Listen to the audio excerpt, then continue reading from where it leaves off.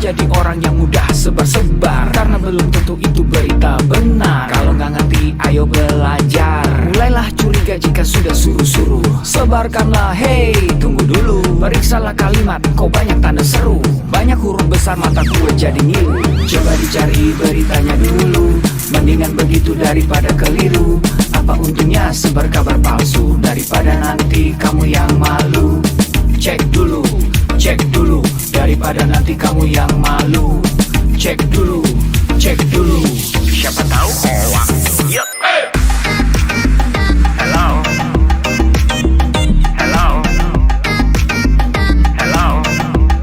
siapa tahu hoax. Yup. Hello,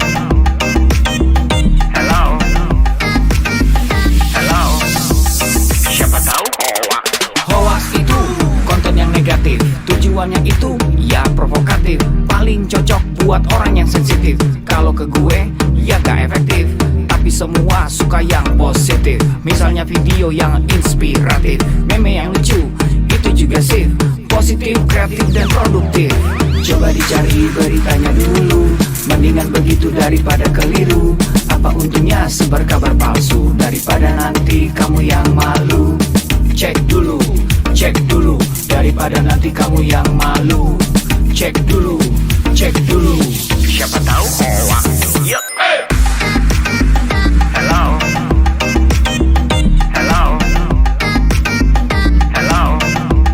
siapa tahu hoax. Yup. Hello,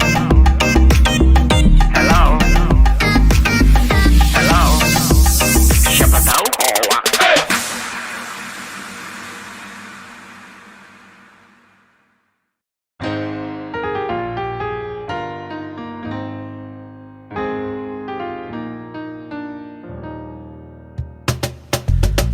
Tolong aku melolong, baca sosmed bikin aku bengong. Banyak berita isinya bohong, bikin orang jadi saling menggonggong.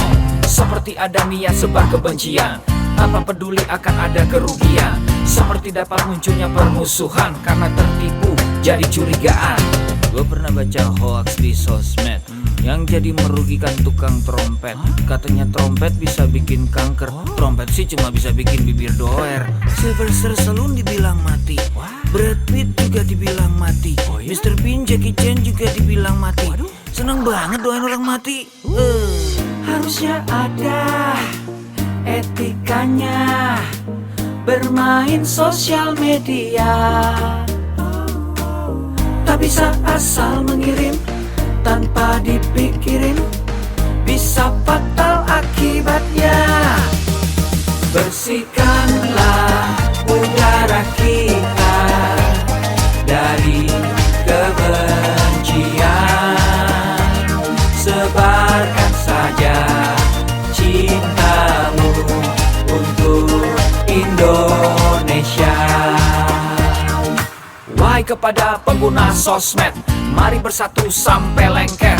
Jagalah persatuan, jangan lobet. Hati-hati banyak tukang copet. Hey, jangan sampai salah posting, bisa bikin orang jadi pusing. Cek dulu itu penting, jangan jadi cepat terpancing. Gue pernah takut salah minum, karena bahaya buat tulang sumsum. Hampir semua merek disebutkan, gara-gara itu gue kehausan. Gue tertipu isu PKI, katanya jutaan sudah dipersenjatai. Akibatnya gue keluar biaya, bikin persembunyian bawah tanah. Harusnya ada etikanya bermain sosial media. Tak bisa asal mengirim tanpa dipikirin, bisa fatal akibatnya. Bersihkanlah udara kita dari kebencian. Sebarkan saja cintamu untuk Indonesia. Bersihkanlah udara kita dari kebencian. Sebarkan saja cintamu untuk Indonesia.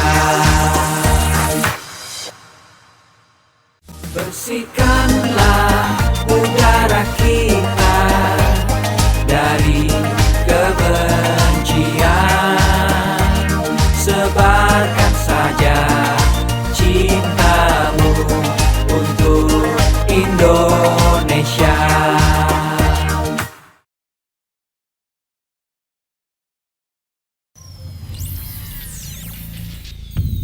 Selamat datang di Indonesia Makin Cakap Digital, langsung dari 34 provinsi, 514 kabupaten kota, diikuti lebih dari 500.000 talenta digital.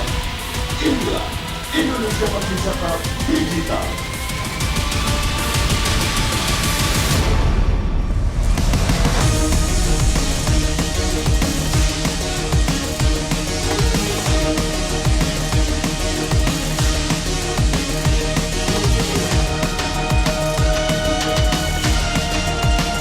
Saya luncurkan program literasi digital nasional hari ini.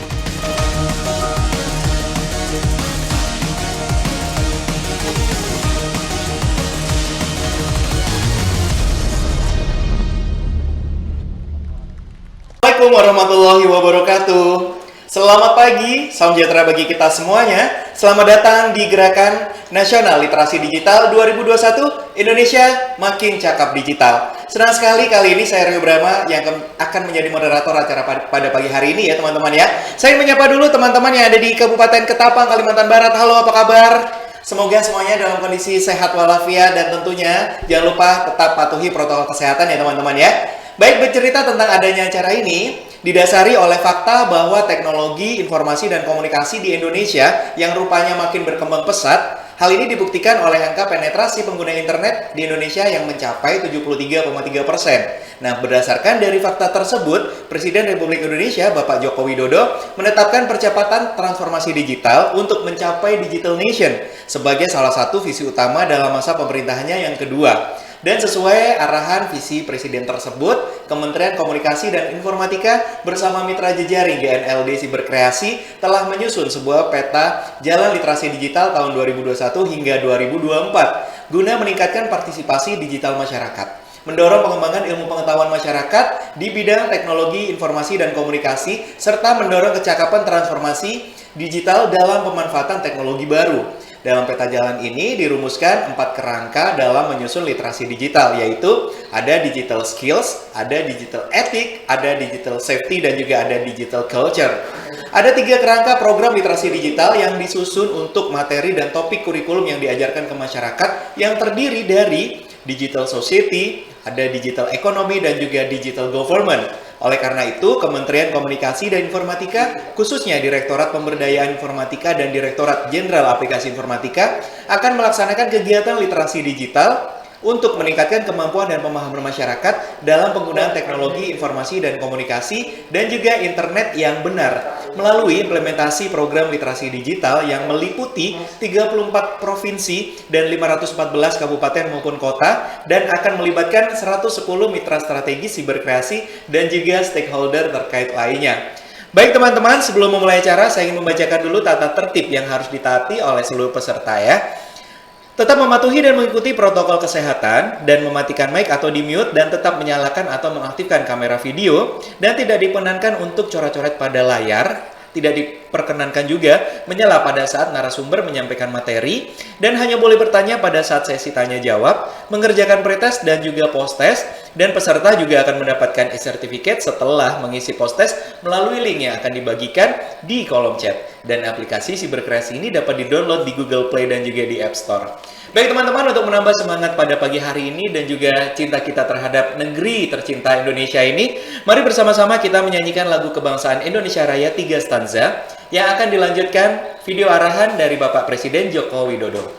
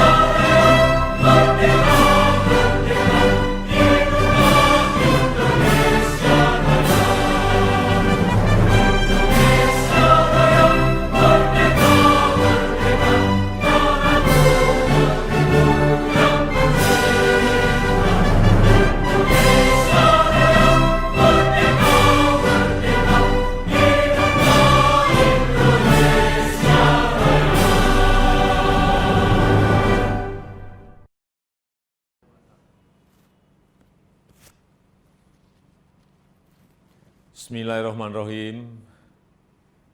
Assalamualaikum warahmatullahi wabarakatuh. Salam sejahtera bagi kita semuanya. Shalom, Om Swastiastu, Namo Buddhaya, salam kebajikan.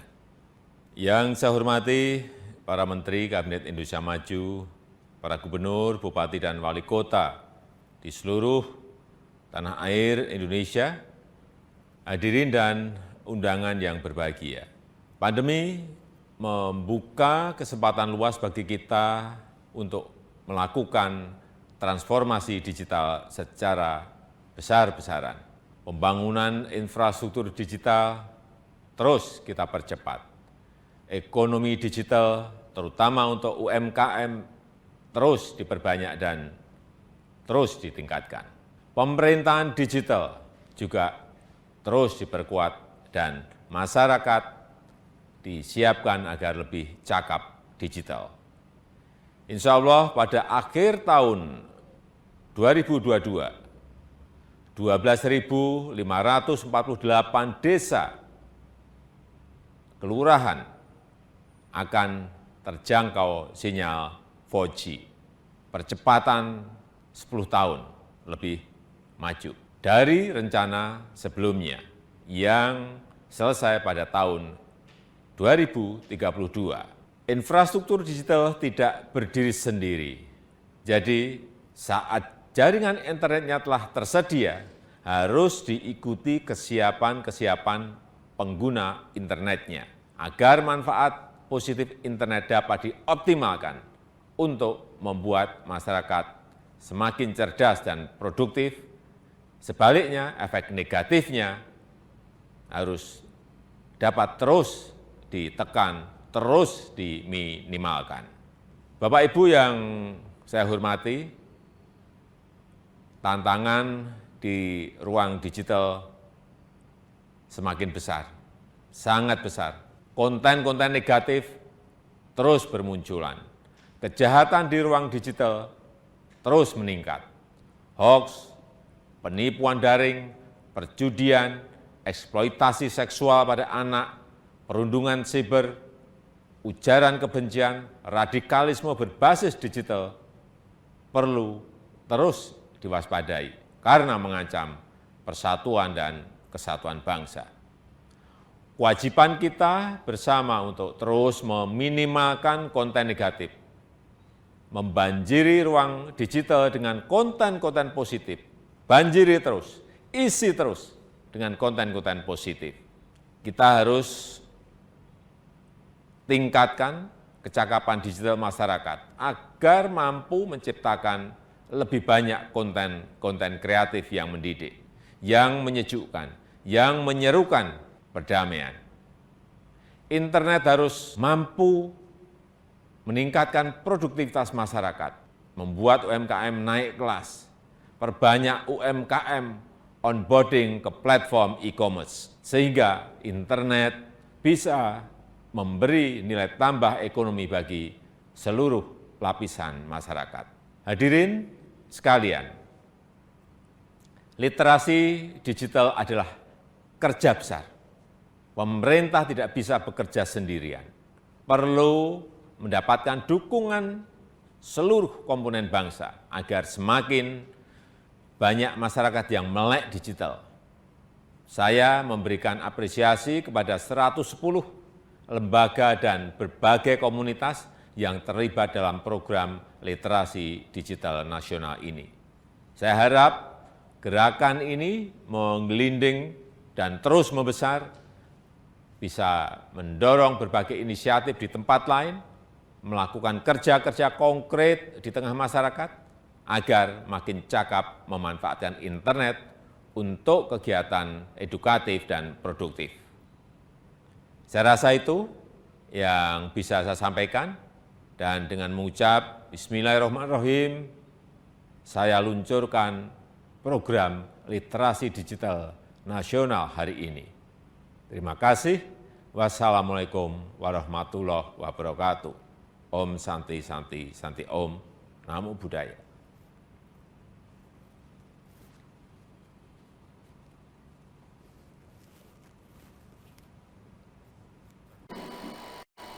Terima kasih Bapak Joko Widodo, semoga visi di periode yang kedua ini tercapai dan banyak sekali konten-konten kreatif yang mendidik dan positif ya. Ini tersebar di internet dan tentunya untuk jaringan 4G, semoga bisa dirasakan sampai ke pelosok Nusantara.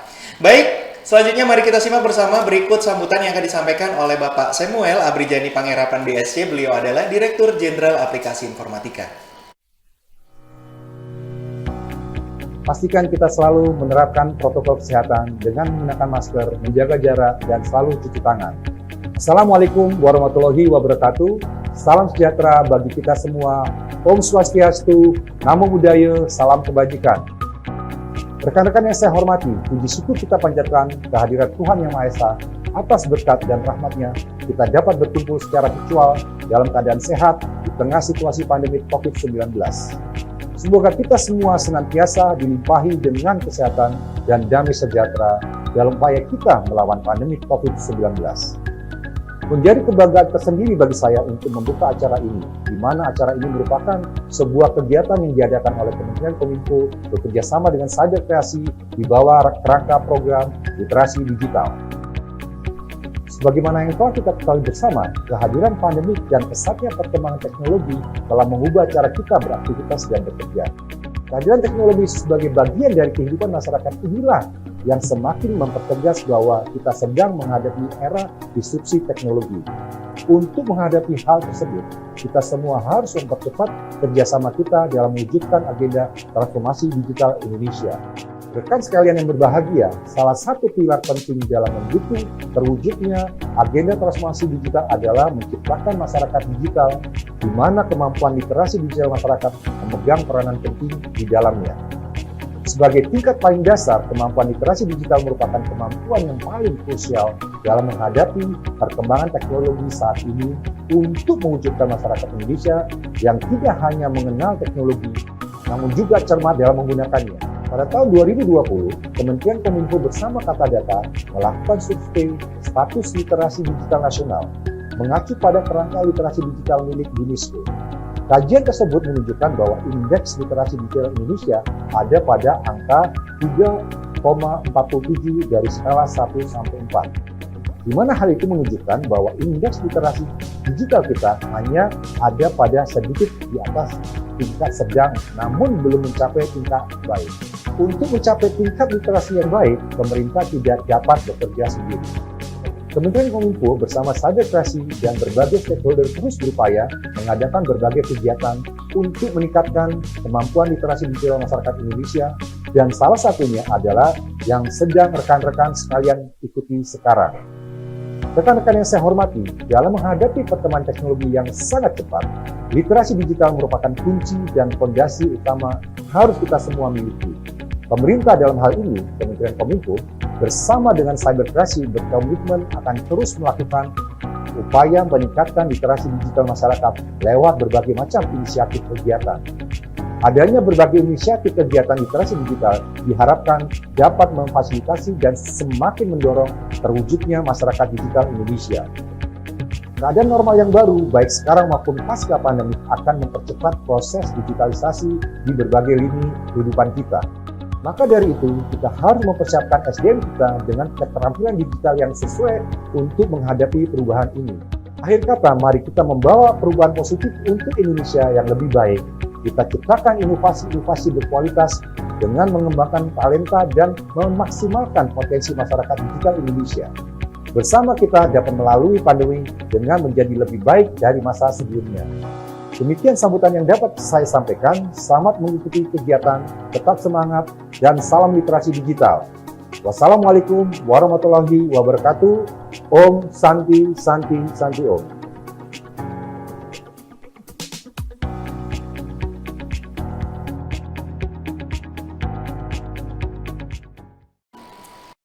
Terima kasih Bapak Samuel, semoga seluruh masyarakat Indonesia semakin cakap di dunia digital tentunya, harapan kita semua ya. Baik teman-teman, sebelum kita mulai acara ini, mari kita menundukkan kepala sejenak, kita berdoa dulu untuk kelancaran acara ini. Semoga tidak ada kendala apapun dari awal sampai dengan akhir berjalan lancar. Dan juga kita berdoa untuk Indonesia, semoga segera pulih dan kita semua diberkahi kelimpahan kesehatan oleh Tuhan Yang Maha Esa. Berdoa dipersilahkan.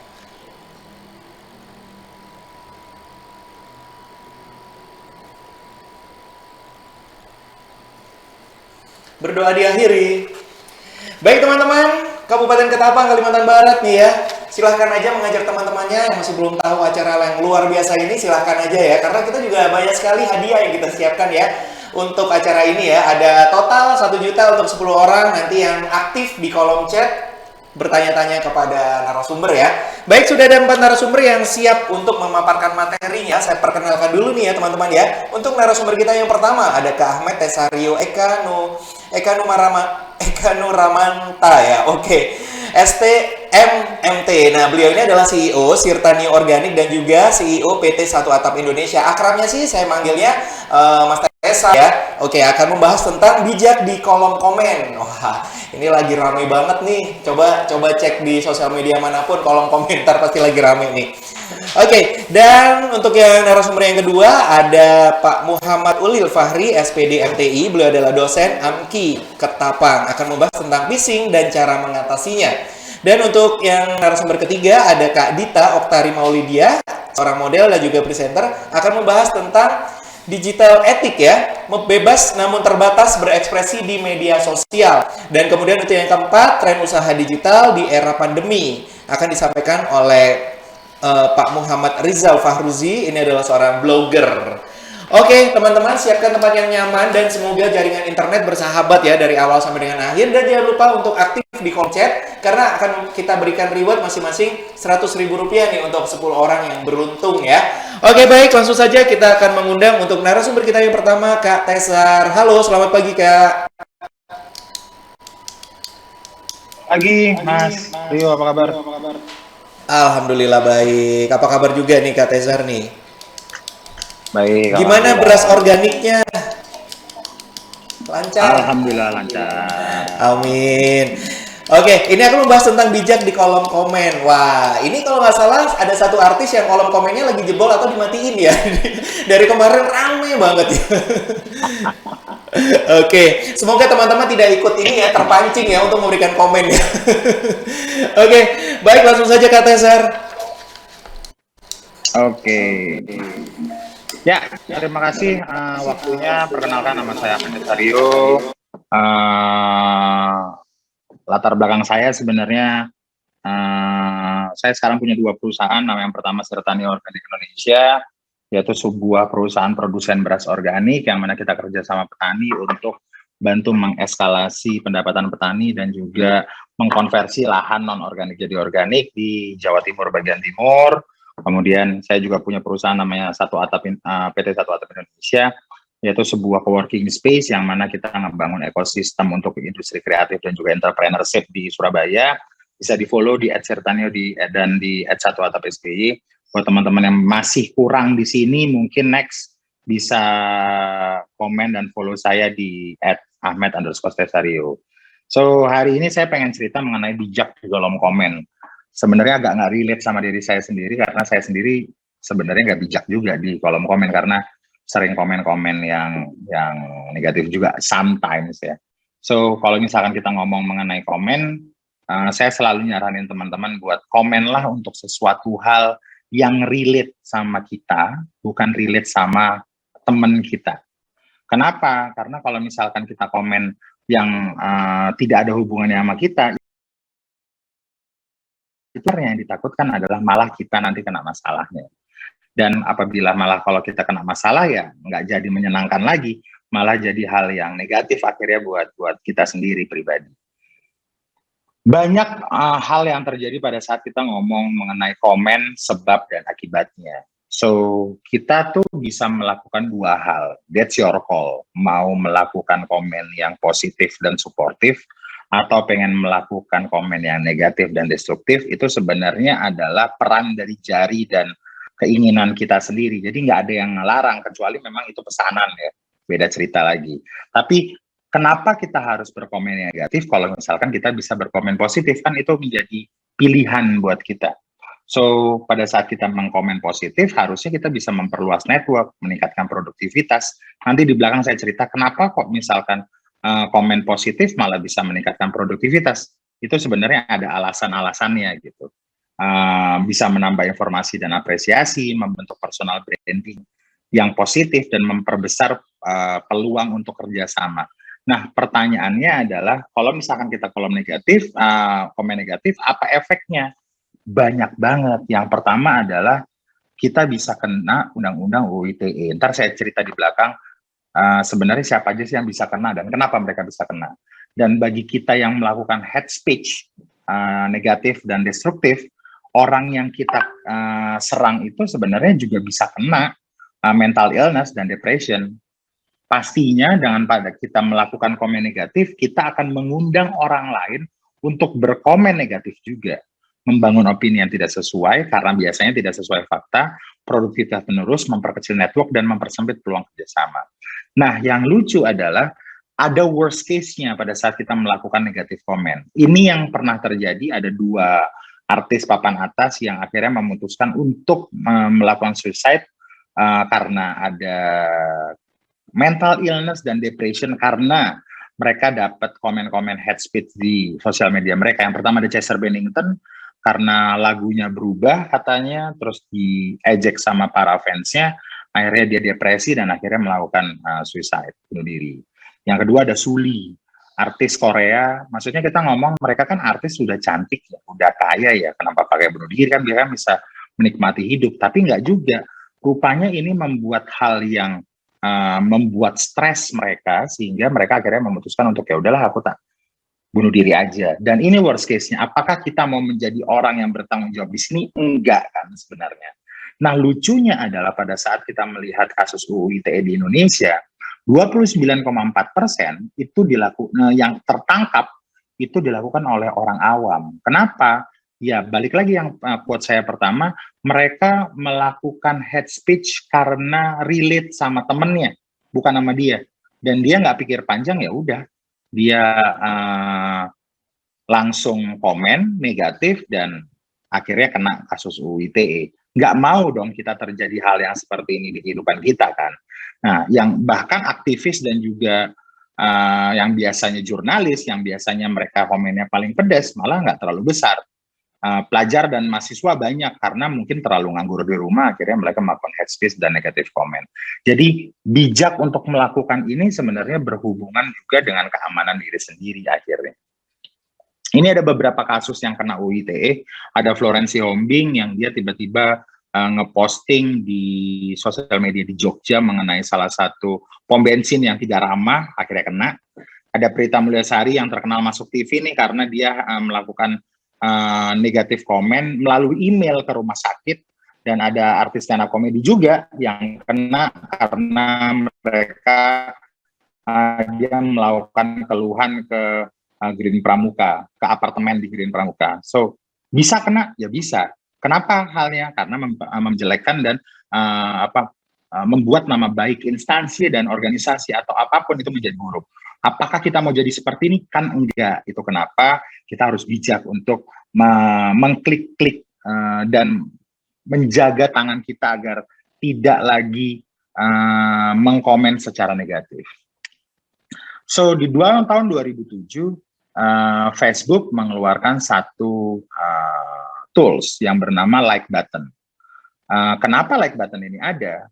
CEO-nya, Mark Zuckerberg, dia membuat sebuah penelitian dan bilang bahwa pada saat setiap orang yang memakai sosial media melakukan like button, itu sebenarnya tujuannya untuk meningkatkan ability untuk mengekspresikan rasa empati. Nah, yang jadi lucu adalah pada saat di tahun 2017, setelah like button sudah berjalan 10 tahun, ada penelitian yang merilis sebuah jurnal bahwa pada saat kita melakukan like button di Facebook dan di sosial media atau mengapresiasi orang, itu meningkatkan hormon endorfin sehingga membuat produktivitas orang meningkat.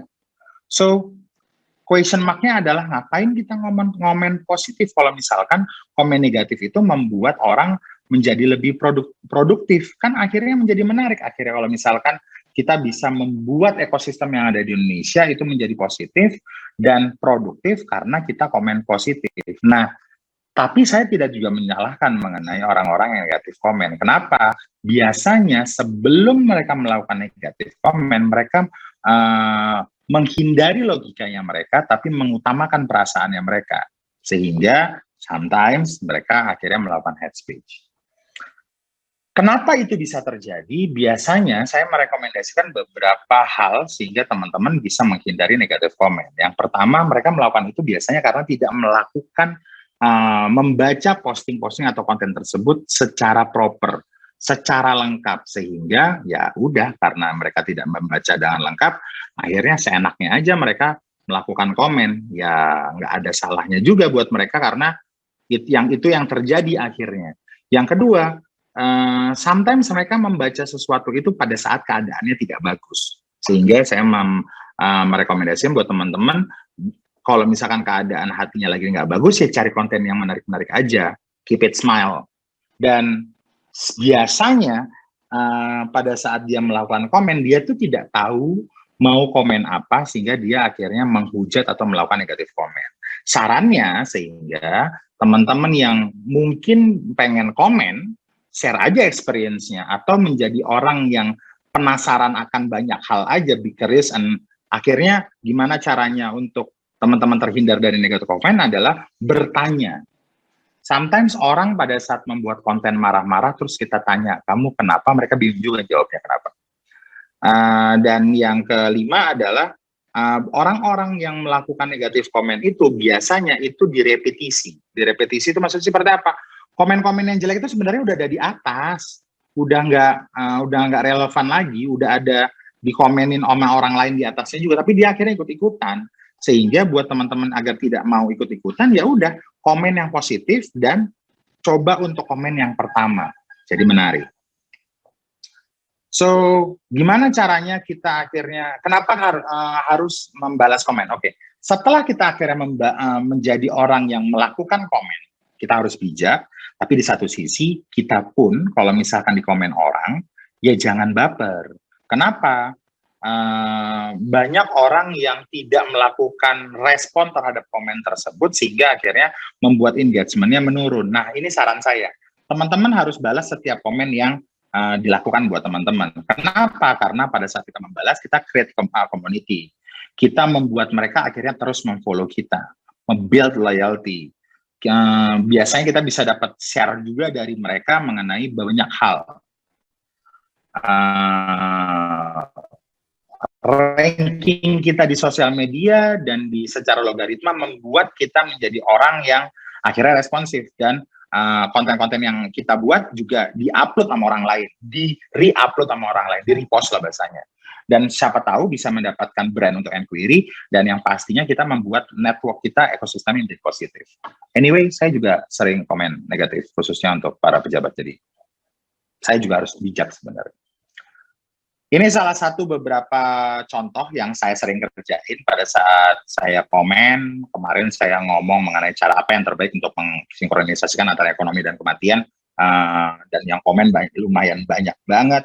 Dan saya mengapresiasi mereka. Bahkan ada yang komen jelek-jelek, ya udah saya love aja.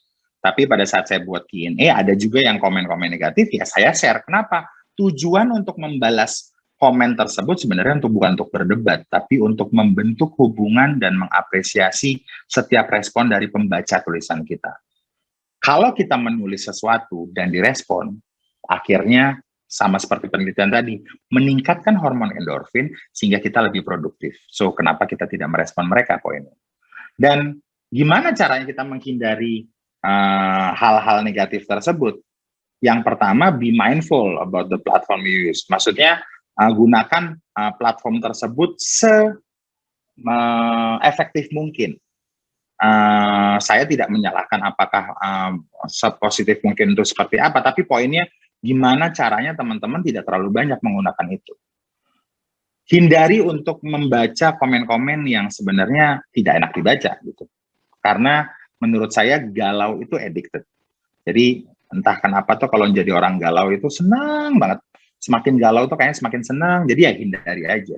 Dan yang paling penting adalah cari hobi baru dan limitasi screen time. Saya penelitian di Indonesia, satu orang yang pegang handphone atau gadget itu bisa punya screen time 8-12 jam per hari. Itu gede banget. Efeknya apa? Hidup mereka akhirnya antisosial. Dan kesannya semua yang ada di sana di sosial media menjadi bubble digital, membuat informasi itu kadang yang tidak benar menjadi benar. So, apakah teman-teman pengen meninggalkan sampah di digital atau masih pengen berpositif ya di digital? Itu pilihannya dari teman-teman. Nah, itu yang mungkin saya bisa sampaikan, Mas Rio. Terima kasih buat teman-teman yang pengen nanya lebih lanjut dan juga pengen kontak sama saya. Please langsung kontak saya di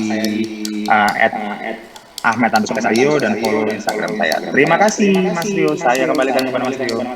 Terima kasih Bang Tesar, luar biasa sekali ya. Kalau mau pesen beras organik juga boleh nih sama Bang Tesar.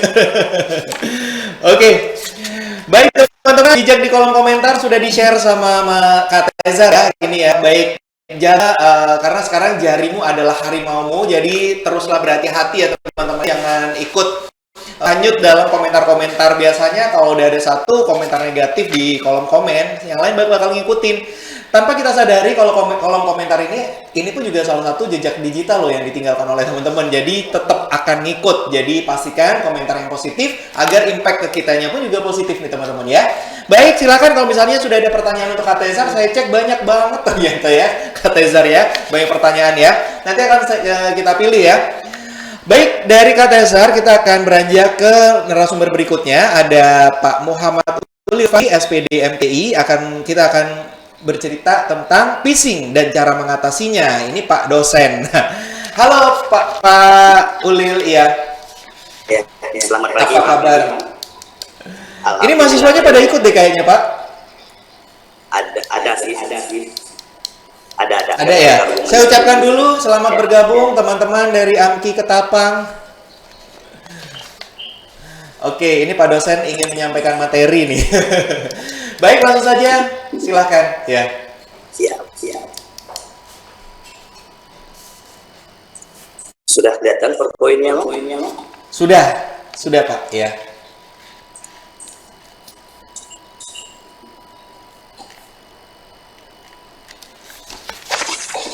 Assalamualaikum warahmatullahi wabarakatuh. Selamat pagi ya semuanya. Jadi hari ini saya mengambil topik yang agak berat, tetapi berat pun dalam artian agar kalian teredukasi. Ini saya ambil topik hari ini adalah tentang keamanan digital kita, phishing. Apa sih itu phishing dan bagaimana cara mengatasinya? Ini. Jadi sekarang hati-hati, waspada penipuan. Mengapa saya bilang waspada penipuan? Sekarang broadcast via SMS, broadcast via WA sekarang sudah bisa, semua sudah bisa. Yang perlu Anda waspada adalah aktivitas phishing. Apa sih phishing? Phishing adalah aktivitas di mana mencuri data pribadi kalian, bukan hanya data pribadi, bahkan akun media sosial kalian juga otomatis akan didapat. Dia akan membuat menyerupai halaman login Facebook, menyerupai login Instagram, yang otomatis nanti username dan password kalian akan didapat. Kejahatan online ini masih kerap terjadi nih, ya, karena memang kalau kita tidak tahu celahnya, gimana sih cara orang mendapatkan password kita? Kok tiba-tiba akun kita nggak bisa login? Kok akun Facebook saya tiba-tiba hilang? Ternyata akun media sosial kita kena hack. Hacknya itu bukan dari sistem Facebooknya, ternyata Facebook udah canggih. Ternyata kelemahan itu adalah dari sisi manusianya, humannya. Kita dipancing untuk mengklik sesuatu, dipancing untuk melakukan sesuatu yang diminta oleh pengambil password itu. Jika menjadi korban, Anda bisa menderita banyak kerugian nih, baik menjadi korban pencurian data maupun korban penipuan. Saya pernah dapat kasus ketika ada teman saya minjam uang nih ke saya. Ternyata setelah saya cek via WA, kok minjam uang, baru tidak pernah kan minjam uang.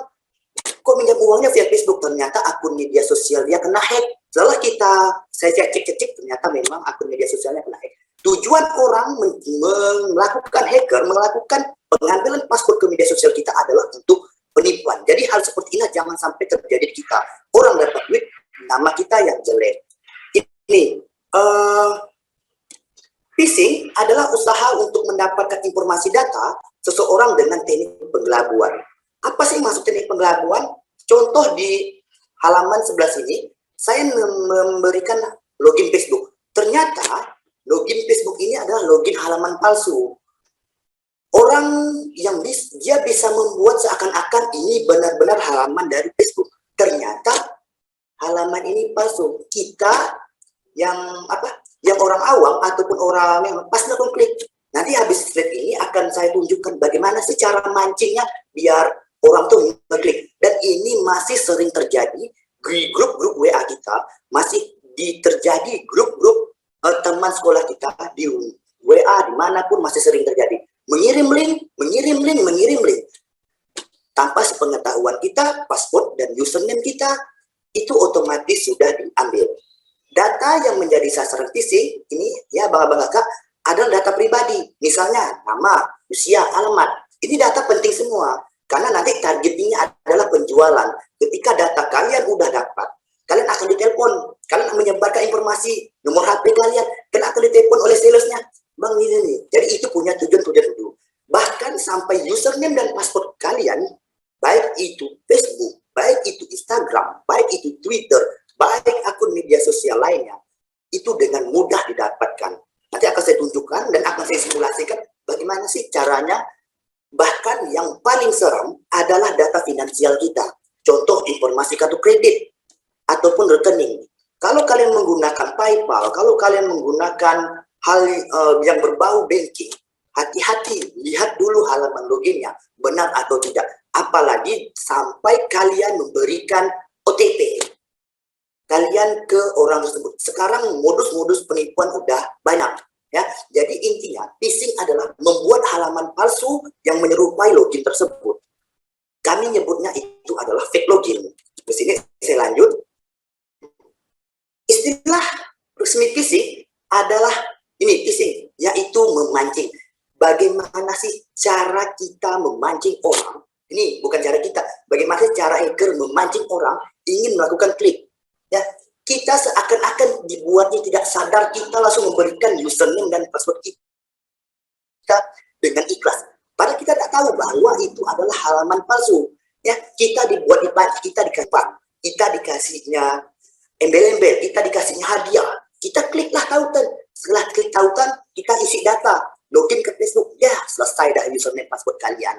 Ini itu adalah bagaimana cara memancing kalian memberikan username dan password secara ikhlas, walaupun kalian tidak tahu. Di sini, ini saya contohkan lagi. Hati-hati yang saya bilang tadi. Contoh kegiatan phishing yang memang bertujuan memancing orang, memberikan informasi pribadi secara sukarela tanpa disadari. Padahal informasi yang dibagikan tersebut akan digunakan untuk tujuan kejahatan. Bisa kalian lihat di gambar sini saya tunjukkan. Ini adalah halaman Facebook yang asli, dan ini adalah halaman Facebook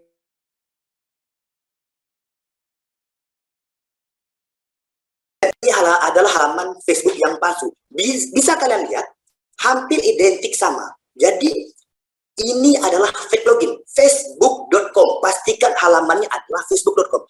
Kalau seperti ini, Facebook pakai menggunakan huruf O dan K.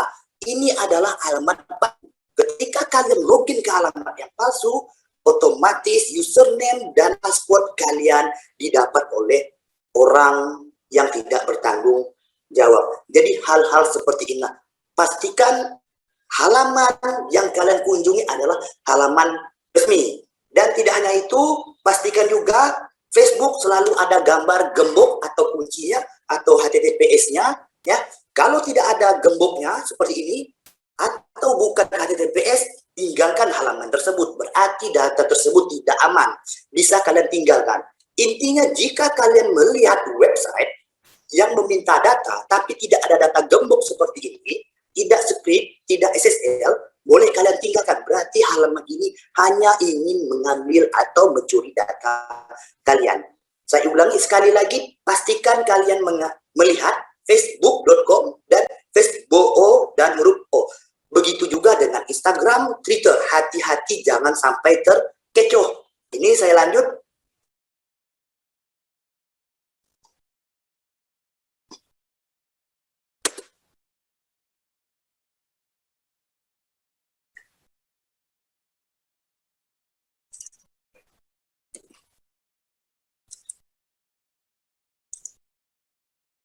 Ini saya contoh. Pernahkah kalian mendapat WA blast seperti ini? Bahkan dapat SMS seperti ini. hal-hal seperti inilah yang memancing kalian ingin melakukan klik.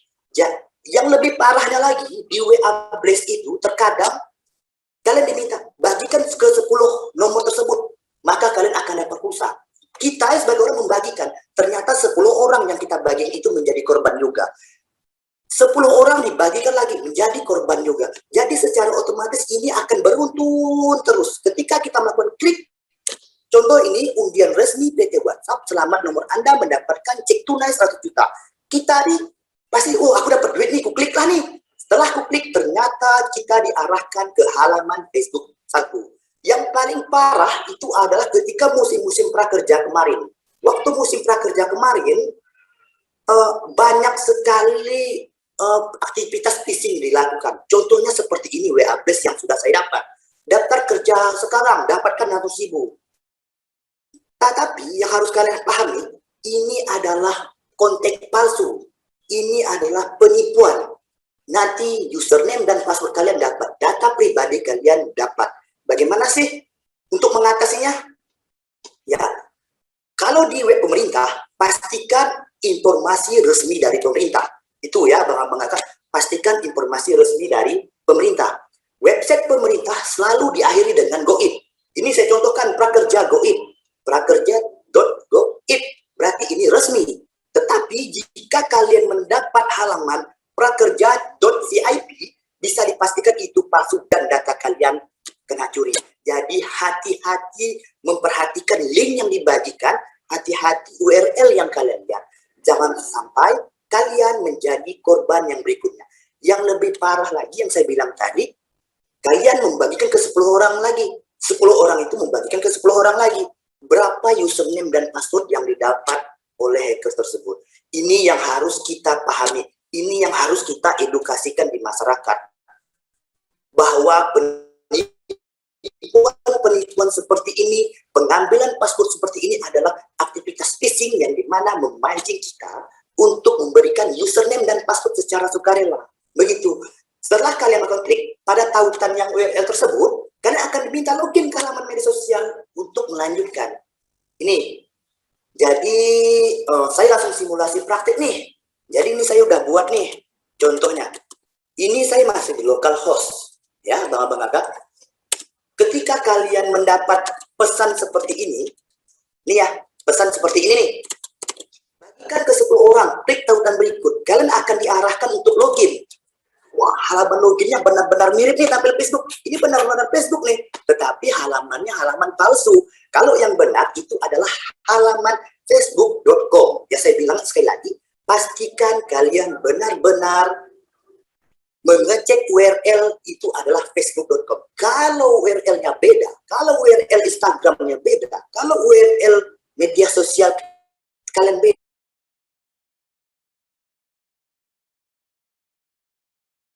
berikan nih data prakerja sekarang, klik tautan berikut untuk ya saya contoh.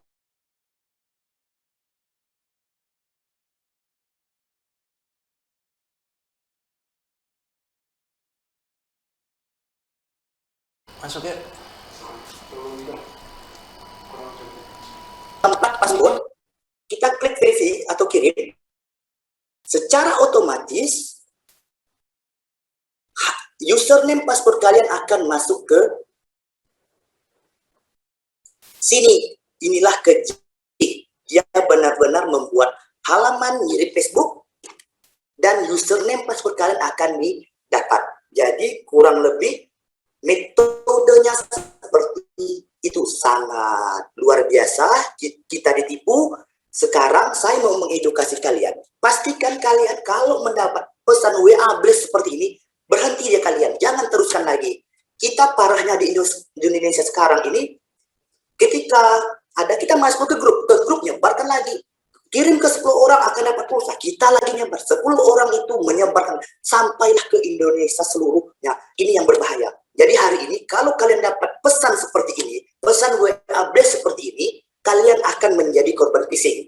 Ya, hari ini kalian sudah teredukasi, jadi mudah-mudahan ketika kalian dapat pesan seperti ini, kalian baik itu di grup keluarga, itu yang sering terbagi itu di grup keluarga, baik itu sekolah, kalian bisa mengedukasi di dalam grup. Maaf Bapak Ibu, ini tidak resmi. Silahkan yang resmi ini contohnya prakerja tadi. Oke, jadi kurang lebih untuk materi saya 20 menit kan, tapi saya percepat saja karena intinya phishing itu kurang lebih metodenya seperti ini, cara kerjanya seperti ini. Saya kira cukup sih Bang Yo. Nanti kita ada pertanyaan, kita akan bahas di next lah ya. Oke Bang. Oke baik, terima kasih banyak Pak Ulil Fahri. Ya itu tadi ya teman-teman ya, jangan tergiur SMS mendapatkan hadiah dari Shopee, dari apapun itu ya. Karena kalau misalnya resmi itu tidak menggunakan masking atau enggak nomor handphone yang tertera di situ dengan nomor ya. Biasanya langsung dari PT Shopee Indonesia atau apa. Jadi dilihat dulu nih, biasanya kebanyakan orang-orang tertarik ya dengan SMS apa namanya hadiah seperti itu ya Pak Ulil ya. Langsung diklik gitu. Oke, bisa langsung diklik, terus kemudian diarahkan ke satu web dan akhirnya akan ditipu ya. Oke. Iya. Jadi jangan asal tergiur nih ya, tiba-tiba dapat undian apa gitu 10 juta. Iya. Banyak sekali korban-korban penipuan tersebut dan akhirnya mereka melaporkan ke cybercrime ya di polsek di kepolisian ya. Jadi memang itu langkah preventif adalah diabaikan saja ya teman-teman ya, karena apabila teman-teman tidak merasa memiliki akun atau nggak memiliki rekening di satu bank yang ternyata tiba-tiba dapat SMS ya, ternyata teman-teman nggak punya rekening di situ, misalnya BRI, padahal teman-teman adalah nasabahnya BCA mungkin. Nah itu kan nggak usah dipercaya aja. Baik, terima kasih banyak ya Pak Ulil Fahri. Ya semoga tadi yang sudah disampaikan oleh Pak Ulil Fahri ini bisa bermanfaat buat teman-teman, dan jangan asal klik ya apapun itu yang teman-teman masih belum yakin nih untuk situs yang akan dibuka ya, nggak perlu. Oke baik, dari Pak Ulil Fahri selanjutnya kita akan mengundang untuk narasumber kita yang ketiga berikutnya, akan membahas tentang bebas namun terbatas berekspresi di media sosial. Ada Kak Dita Oktari Maulidia, seorang model dan juga presenter. Halo, selamat pagi Kak Dita. Halo, selamat pagi Kak Rio. Apa kabar Kak Dita? Alhamdulillah baik, Kak. Alhamdulillah baik juga. Baik. Yang mau di-share adalah ini ya, bebas namun terbatas berekspresi di media sosial. Mungkin ini masih relate dengan yang tadi dibahas oleh Kak Tesar ya, bijak di kolom komen ya. Oke. Masih relate ya. Oke. Baik, silakan Kak Dita.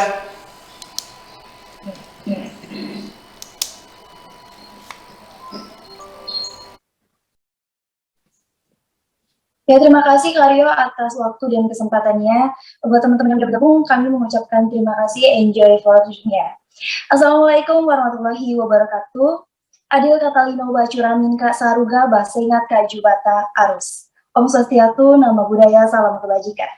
Ya, tema yang akan kita bahas kali ini, bebas namun terbatas berekspresi di media sosial. Etika digital ya. Sebelumnya kita kenalan dulu. Kata pepatah nggak kenal nggak sayang, jadi kita kenalan dulu. Nama saya Dita Oktari Maulidia, usia saya 21 tahun. Saya alumni Yayasan Putri Remaja Indonesia. Saya menjabat sebagai Putri Remaja Kalimantan Barat tahun 2019 dan Putri Remaja Indonesia BIP 2019. Kegiatan saya sehari-hari, saya sebagai presenter di TV lokal dan juga coach modeling buat anak-anak yang ada di Kabupaten Ketapang. Nah, tahun aktif saya sejak tahun 2018 hingga sekarang. Untuk media sosial saya sendiri ada Instagram Dita Oktari Maulidia dan TikTok saya @ditaoktari. Oke, kita lanjut. Sebelumnya kita kenalan dulu nih, apa sih media sosial itu? Nah, media sosial itu sebuah media daring yang digunakan satu sama lain, yang para penggunanya itu bisa dengan mudah berpartisipasi, berinteraksi, berbagi, dan menciptakan isi blog, jaring sosial, wiki, forum, dan dunia virtual tanpa batas oleh ruang dan waktu. Nah, jadi di sana tuh mereka tuh bisa berkomunikasi ya, networking, berbagi, dan banyak kegiatan lainnya. Media daring yang sering digunakan saat ini tuh seperti Instagram, Facebook, YouTube, Twitter, dan lain-lainnya lah. Nah, media daring ini tuh juga seringkali disebut sebagai sosial media atau sosmed. Padahal menurut kaidah dan hukum pembentukan istilah bahasa Indonesia, itu tuh mengandung kaidah DM atau diterangkan menerangkan. Nah, sedangkan bahasa Inggrisnya MD atau menerangkan diterangkan. Nah, contoh nih ya, kalau dalam bahasa Inggris, istilah small s dalam bahasa Indonesianya berarti mata kecil, bukan kecil mata. Nah, kalau dalam bahasa Inggris sosial media, maka jika diterjemahkan dalam bahasa Indonesia akan menjadi media sosial, bukan sosial media. Nah, kita lanjut ke berekspresi itu. Mungkin teman-teman kan udah kita bahas tadi ya, apa itu media sosial. Sekarang kita lanjut, berekspresi itu apa sih? Jadi berekspresi itu tuh pengungkapan atau proses menyatakan perasaan. Jadi kayak misalnya kita nih lagi sedih, jadi kita ungkapkan dengan ekspresi. Nah, seperti itu. Itu contoh ya. Dan mengeluarkan apa yang ada di pikiran kita, perasaan kita, dan lain-lain. Jadi kayak kita tuh mikir lagi cemas mungkin gitu kan. Kita berekspresi mungkin tidak hanya melalui mimik muka. Kalau kita cemas itu kan bisa kita melalui update. Biasanya kan anak-anak sekarang kan udah update status. Bikinlah story ini lagi cemas karena mungkin menunggu kelulusan atau menunggu namanya terdaftar ke sekolah favoritnya. Nah, itu tuh contoh berekspresi. Kita lanjut, kenalan yuk kebebasan dalam berekspresi. Nah, kebebasan dalam berekspresi ini tuh dijamin di Undang-Undang Dasar. Jadi mungkin karena ada jaminan dari undang-undang ya, jadi kayak masyarakat itu dengan leluasa tanpa batas berekspresi di media sosial. Nah, informasi itu tuh seakan dibuka tuh tanpa henti. Jadi setiap orang, baik sebagai individu maupun bagian dari komunitas, dapat mengekspresikan diri apapun yang ada dalam perasaannya dan pikirannya. Jadi setiap hari itu berjuta informasi yang berlian maupun yang sampah. Yang berlian itu kayak konten-konten yang memotivasi, menginspirasi buat para penontonnya. Nah, yang sampah itu ya itu mungkin sudah dibahas sama narasumber yang pertama kita tadi. Konten-konten sampah atau komentar-komentar sampah yang bisa menimbulkan beberapa konflik. Nah, itu nanti akan kita bahas. Nah, second life. Jadi kayak bebas berekspresi di media sosial itu bisa dijadikan masyarakat sekarang sebagai second life atau kehidupan keduanya. Jadi kayak tidak banyak orang yang, kebanyakan yang kita temukan ya, banyak banget sekarang. Kita menemukan orang yang kalau di media sosial dia tuh bikin instastory atau status WhatsApp sampai titik-titik itu full banget. Padahal di dunia aslinya dia tuh kayak dikenal pendiam gitu kan. Kadang teman-temannya tuh sampai aneh kayak dia kalau ngobrol tuh santai aja, dia aja cuma seperlunya aja. Tapi kok di media sosial dia aktif banget. Nah, itu tuh dia menganggap kalau media sosial dia itu sebagai kehidupan keduanya dia. Kita lanjut, bahaya berekspresi tanpa batas. Nah, karena kita tadi udah bahas nih apa itu media sosial, apa itu berekspresi, dan undang-undang yang memberikan kebebasan berekspresi, ya itu mungkin kita bahas dulu ya, kita balik lagi undang-undang yang memberikan kebebasan dalam berekspresi itu tuh dasar yang mengatur kebebasan berekspresi kita, yaitu konsep modern kebebasan berekspresi yang kita kenal saat ini diatur dalam Pasal 19 ayat 2 Kovenant Internasional tentang hak-hak sipil dan politik yang telah diratifikasi pemerintah Indonesia. Jadi setiap orang tuh berhak atau kebebasan berekspresi. Hak ini termasuk kebebasan untuk mencari, menerima, dan menyebarkan informasi dan gagasan dalam bentuk apapun, tanpa memandang batas negara, baik secara lisan, tertulis, ataupun media cetak. Nah, dalam bentuk karya seni ataupun melalui media sosial lainnya pilihannya. Itu sebagai contoh seperti konten-konten gitu kan yang menyinggung gitu. Nah, dalam konstitusi nasionalnya itu kebebasan berekspresi dilindungi dengan Pasal 28E ayat 3 Undang-Undang 1945, setiap orang berhak atas kebebasan berserikat, berkumpul, dan mengeluarkan pendapat. Kemudian ada Pasal 28F Undang-Undang 1945, setiap orang itu berhak untuk berkomunikasi dan memperoleh informasi untuk mengembangkan pribadi dan lingkungan sosialnya, serta berhak untuk mencari dan memperoleh, memiliki, menyimpan, mengolah, dan menyampaikan informasi dengan menggunakan segala jenis saluran yang tersedia, media sosial. Kedua pasal dalam konstitusi ini menegaskan cita-cita Indonesia menjadi negara hukum yang berkedaulatan rakyat dan menjunjung tinggi hak asasi manusia atau HAM, termasuk hak atas kebebasan berekspresi. Nah, iya tadi kebebasan berekspresi ya kan. Undang-undang dasar harusnya menjadi acuan utama dan nafas produk hukum turunannya. Nah, mungkin karena ada undang-undang ini, masyarakat dengan bebasnya berkomentar sampah atau ngehead semua hatinya itu karena ada undang-undang ini. Tapi kita harus waspada juga karena selain ada undang-undang yang memberikan kebebasan berekspresi, kita juga ada undang-undang yang mengatur pencemaran nama baik, menjatuhkan suatu usaha atau apa gitu kan, itu kan sekarang udah ada undang-undangnya ya. Dan itu tuh yang korban bisa melaporkan si pelaku itu ke hak yang berwenang. Nah, kita lanjut ke bahaya berekspresi tanpa batas. Yang pertama di sini akan menimbulkan konflik atau pertikaian.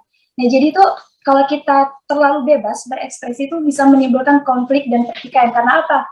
Memicu ketersinggungan bagi pembaca yang menyebabkan terjadinya saling sindir-menyindir di media sosial. Pasti teman-teman atau bapak-bapak, ibu-ibu, adik-adik sekalian sering banget ya kan nemu kayak orang berantem di media sosial, entah itu drama, entah itu apa segala macam, pasti sering banget. Dan itu tuh awalnya karena sindir-menyindiran. Ada kata-kata caption yang disindir A, yang merasa B, nah yang gitulah. Dan itu tuh bakal berlarut ke dunia nyata atau real life, sehingga terjadinya pertikaian atau konflik dan fitnah. Itu seringkali kita menemukan mungkin kejadian yang pernah kita tahu, semua seluruh Indonesia tahu, sampai di datang para selebgram, kasus yang silam, Audrey yang dibully. Awalnya itu Bu Audrey ya yang di Pontianak. Awalnya itu dia menyinggung pertikaiannya melalui media sosial. Terus dihambat lah nih si Audrey di jalan. Kemudian ya gitulah dikebukin, dibully-bully lah. Kasus itu mungkin teman-teman masih ingat. Nah, yang kedua di sini menyebabkan atau munculnya berita-berita hoax. Yaitu opini ya kan. Terjadinya berita hoax itu karena opini kita sendiri. Jadi kita tuh berekspresi hanya melihat dengan sebelah mata tanpa kita mencari informasinya terlebih dahulu, tanpa kita harus ngulik-ngulik dulu sumbernya, benar nggak sih kalau kita bikin captionnya kayak gini tuh apakah bisa memicu atau membuat opini kepada para pembacanya bahwa kita tuh sedang melakukan penyebaran berita-berita hoax seperti itu. Nah, di sini yang ketiga ada role model yang buruk. Role model itu adalah seseorang yang dijadikan oleh seseorang. Jadi seseorang yang menjadikan orang tersebut atau sekelompok orang sebagai teladan hidupnya atau panutan atau pemberi inspirasi bagi orang atau kelompok tersebut. Nah, seorang role model itu contohnya seperti public figure, influencer, terus tokoh masyarakat, tokoh politik. Nah, jadi kalian bisa bayangkan dong jika orang-orang yang berpengaruh seperti itu yang harusnya menebarkan manfaat-manfaat atau memberikan informasi, menginspirasi, malah menggunakan media sosial tanpa batas dan semua hati. Jadi kayak mereka tuh yang harusnya menjadi teladan kita, malah mengajak kita tuh kayak, ayo kita komen sampah, ayo kita komen head-head gini, ayo kita menyudutkan seorang ini, ayo kita menyudutkan sebelah ini, gitu. Jadi kayak seorang public figure yang buruk itu, role model yang buruk itu bisa memicu dan mengajak orang-orang lain buat memberikan contoh sampah yang nggak benar. Nah, kemudian dicontoh dan ditiru oleh anak-anak. Mungkin ABG ya kan, anak baru gede itu kan di kehidupan sehari-harinya tuh kayak otaknya tuh mikirnya kayak ikut-ikutan aja, karena dia mungkin ngefans sama satu influencer yang mungkin sering mengeluarkan kata-kata atau etika dalam membuat caption atau bikin instastory yang pakai kata-kata yang agak kasar. Itu biasanya diikutin sama anak-anak. Pasti teman-teman sekarang nggak jarang nih ketemu sama anak-anak yang ngomongnya kasar, jadi kayak etikanya itu udah kurang banget. Nah, akhirnya tuh hilang sebagai etika kita sebagai manusia, makhluk Tuhan yang mengedepankan akhlak. Nah, yang terakhir di sini ada bumerang bagi diri kita sendiri dan orang sekitar. Jadi, ini tuh bahaya banget buat teman-teman sekalian yang berekspresi tanpa batas di media sosial. Jadi kayak, ada nih, kita kan misalnya di media sosial tuh sering bikin story di dalam rumah gitu ya kan. Kayak misalnya kita tiba-tiba, hai guys, aku nih lagi di rumah, lagi masak-masak. Dan kita tuh tanpa sengaja menunjukkan isi rumah kita secara vulgar. Jadi itu tuh bisa dimanfaatkan oleh beberapa oknum atau penjahat untuk mencari celah melakukan kriminalnya. Jadi dia bisa tahu nih sudut-sudut rumah mana saja yang memberikan celah buat dia melakukan kriminal atau perampokan ya. Nah itu tuh sangat memicu bahaya bagi kita sendiri, itu sebagai bumerang kita sendiri. Jadi kita tuh kan harus pandai menjaga privasi kita sendiri ya kan. Itu tuh bakal memancing terjadinya kejahatan kriminal yang akan membahayakan diri kita sendiri baik pun orang-orang sekitar. Jadi kayak orang satu rumah tuh bahaya karena kita udah mau membuat instastory secara vulgar, isi dalam rumah kita, sudut-sudut dalam rumah kita. Atau contohnya nih ya, memposting sandi atau nomor identitas yang bisa disalahgunakan seseorang atau bahkan bisa membobol informasi diri data kita untuk dijadikan kriminal. Nah, ini tuh berkaitan sama narasumber kita yang kedua tadi, Bang Ulil. Kayak teman-teman sekarang pasti udah sering ya lihat teman-temannya update nih foto tiket atau update lagi ngantri apa gitu, ngurus data di kantor pajak ataupun di kantor sipil, itu motoin kartu identitasnya. Itu tuh tanpa sengaja kalian tuh membuka privasi kalian sendiri, yang harusnya itu tuh privasi sendiri, bahkan kalian berikan sekalian sajikan secara publik. Itu tuh bisa digunakan dan disalahgunakan oleh orang-orang yang tidak bertanggung jawab. Salah satu itu penipuan menggunakan data yang kalian punya. Nah, itu tuh bisa bahaya bagi diri kita sendiri dan orang-orang sekitar. Oke, kesimpulannya ya dari sini ya, seseorang tidak dilarang untuk melakukan komentar dan berekspresi di media sosial, hanya saja harus dilakukan dengan cara-cara yang baik. Jadi kita pikirkan dulu nih sebelum kita mempublis, kita harus tahu dulu resikonya dan dampaknya, jadi tidak melanggar hukum. Jadi buat teman-teman sekalian, jarimu harimaumu seperti apa yang kata Kak Ria. Jadi kita tuh harus bijak dalam berkomentar, bikin caption supaya tidak menyinggung suatu ras, agama, atau apapun, karena Indonesia itu berbeda-beda ya. Jadi buat teman-teman sekalian, gunakan media sosial sebaik-baiknya, semanfaat-manfaatnya sesuai kebutuhan. Sekian dari Dita, buat teman-teman sekalian yang ingin bertanya Dita, jangan lupa buat tanyanya sesuai dengan arahan yang telah diberikan oleh. Kembali kepada Kak Ria. Terima kasih banyak Kak Dita. Semoga nih ya harapannya nih ya teman-teman yang menyaksikan tadi presentasi dari Kak Dita bisa langsung introspeksi diri yang mungkin kemarin suka di kolom komentar, suka nyampah atau enggak komen-komen negatif nih ya, bisa membatasi diri dan kemudian juga posting pun juga harus lebih apa ya, kalau saya sendiri kalau biasanya posting benar-benar harus berapa kali ya mikir ya, 2 kali 3 kali mungkin harus mikir ini pantas nggak ya di posting ya, kayak gitu sih ya. Jadi karena jejak digital ya Kak Dita ya dan juga teman-teman itu memang tidak bisa dihapus, nggak bisa dihapus, nggak bisa hilang loh ya. Apalagi kalau misalnya teman-teman nih ya yang masih kuliah, kemudian nanti juga kedepannya pasti akan bekerja. Nah ada HRD yang sekarang juga akan nanya, ini sosial medianya apa aja nih, Facebooknya apa, Instagramnya apa. Ketika dicek suka bukan apa ya hal-hal yang negatif di media sosial, itu ternyata pengaruhnya besar banget loh ya ke satu perusahaan yang ingin merekrut teman-teman ini ya. Jadi pastikan mulai dari sekarang nih ya teman-teman ya, silakan aja bijaksana dan juga positif konten yang diposting di media sosial. Terima kasih banyak ya Kak Dita untuk sharing-sharingnya, semoga bisa menginspirasi kita semuanya nih ya. Oke, dari Kak Dita tadi kita belajar tentang bebas dan terbatas di media sosial. Selanjutnya, narasumber kita berikutnya akan membahas tentang tren usaha digital di era pandemi. Ini pas sekali loh ya yang diangkat ke topik, di mana saat ini teman-teman juga mungkin lagi bingung nih ya mau bikin usaha online apa nih gitu ya. Kemudian bingung apa aja sih sebenarnya yang lagi tren saat ini ya di dunia digital. Nah, semoga nanti yang disampaikan bisa menjadi referensi dari teman-teman ya. Langsung aja bikin usahanya. Oke. Baik, langsung saja silakan ada Kak Muhammad Rizal Fahruzi. Ini adalah seorang blogger. Halo, selamat pagi Kak Rizal.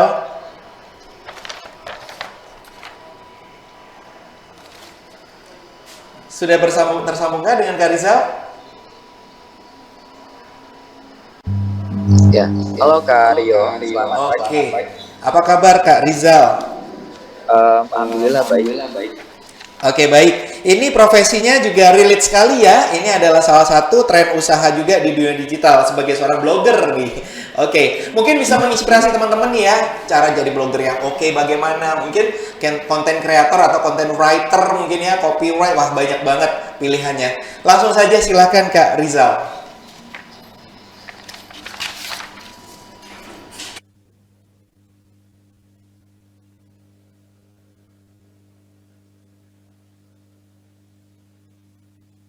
Oke, Assalamualaikum warahmatullahi wabarakatuh. Sebelumnya perkenalkan, nama saya Muhammad Rizal Fahruji. Sekarang saya berprofesi sebagai mahasiswa di salah satu universitas di Pontianak yang bernama Universitas Tanjung Pura. Dan sekarang saya masih menyelesaikan studi saya. Pada kesempatan pada kali ini, izinkan saya untuk menyampaikan dan kita sharing nih sedikit terkait tentang kecakapan digital, yaitu tren pekerjaan dan usaha di dunia digital sekaligus di era pandemi, karena sudah sangat lama sekali kita terjebak di pandemi ini ya, dan mungkin teman-teman di rumah agak bosan atau tidak tahu apa sih mau dilakukan ketika kita di rumah saja, dan aktivitas apa sih yang tepat yang bisa kita lakukan nih untuk mengisi keseharian kita. Nah, kali ini kita akan bahas sama-sama untuk tren pekerjaan dan usaha di dunia digital di era pandemi. Oke, sebelumnya kita kenalan dulu dunia digital. Apa sih itu gitu loh? Apa ya dunia digital itu? Nah, dunia digital adalah gambaran umum yang berhubungan dengan modernisasi juga perangkat di dalamnya. Wadah manusia modern melakukan segala kegiatan. Nah, salah satu kegiatannya adalah digital marketing, yakni konsep pemasaran modern yang menggunakan sosial media online dan internet untuk memasarkan produk dan jasa. Nah, kalau misalnya sekarang kita udah kerap kali atau sering banget nih ketemu sama orang-orang yang memang mempromosikan jasa, baik itu jasa, entah itu produk di media sosial, seperti itu. Nah, setelah itu, apa saja sih fakta-fakta di balik dunia digital ini sebelum kita masuk ke tren dan usaha yang akan kita lakukan? Nah, yang pertama itu mudahnya berkomunikasi.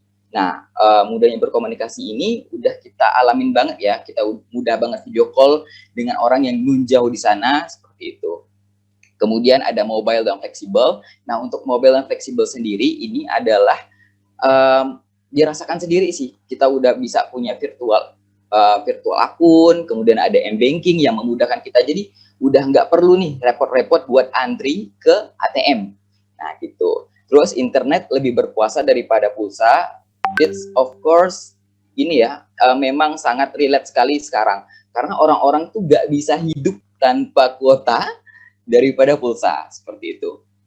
Kemudian mudahnya berbelanja. Nah, kita lihat bahwasanya banyak banget e-commerce yang sudah menjamur ya di kalangan masyarakat gitu. Jadi kalau ibu-ibu tuh kalau udah buka Shopee, kalau nggak check out tuh nggak sah gitu rasanya. Oke, terus kemudian tidak perlu takut tersesat. Nah, ini karena kita sudah dimudahkan sekali oleh yang namanya Google Maps gitu. Terus kemudian mudahnya menghasilkan uang. Nah, kayaknya ini fakta yang memang yang paling diminati ya untuk kita, baik itu di kalangan orang muda, tua, dan di masyarakat sendiri gitu.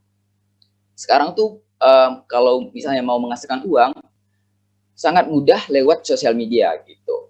Kemudian cashless. Nah, cashless ini adalah kalau misalnya kita bayar, nih contohnya ya, misalnya kita bayar di suatu minimarket atau supermarket seperti itu, tidak lagi harus menggunakan uang tunai, tapi kita sudah bisa menggunakan kartu debit, kemudian juga udah bisa pakai yang sekarang salah satunya ya, produknya itu ada Dana, ada ShopeePay, gitu-gitu segala macam. Nah, itu tuh fakta-fakta di balik dunia digital.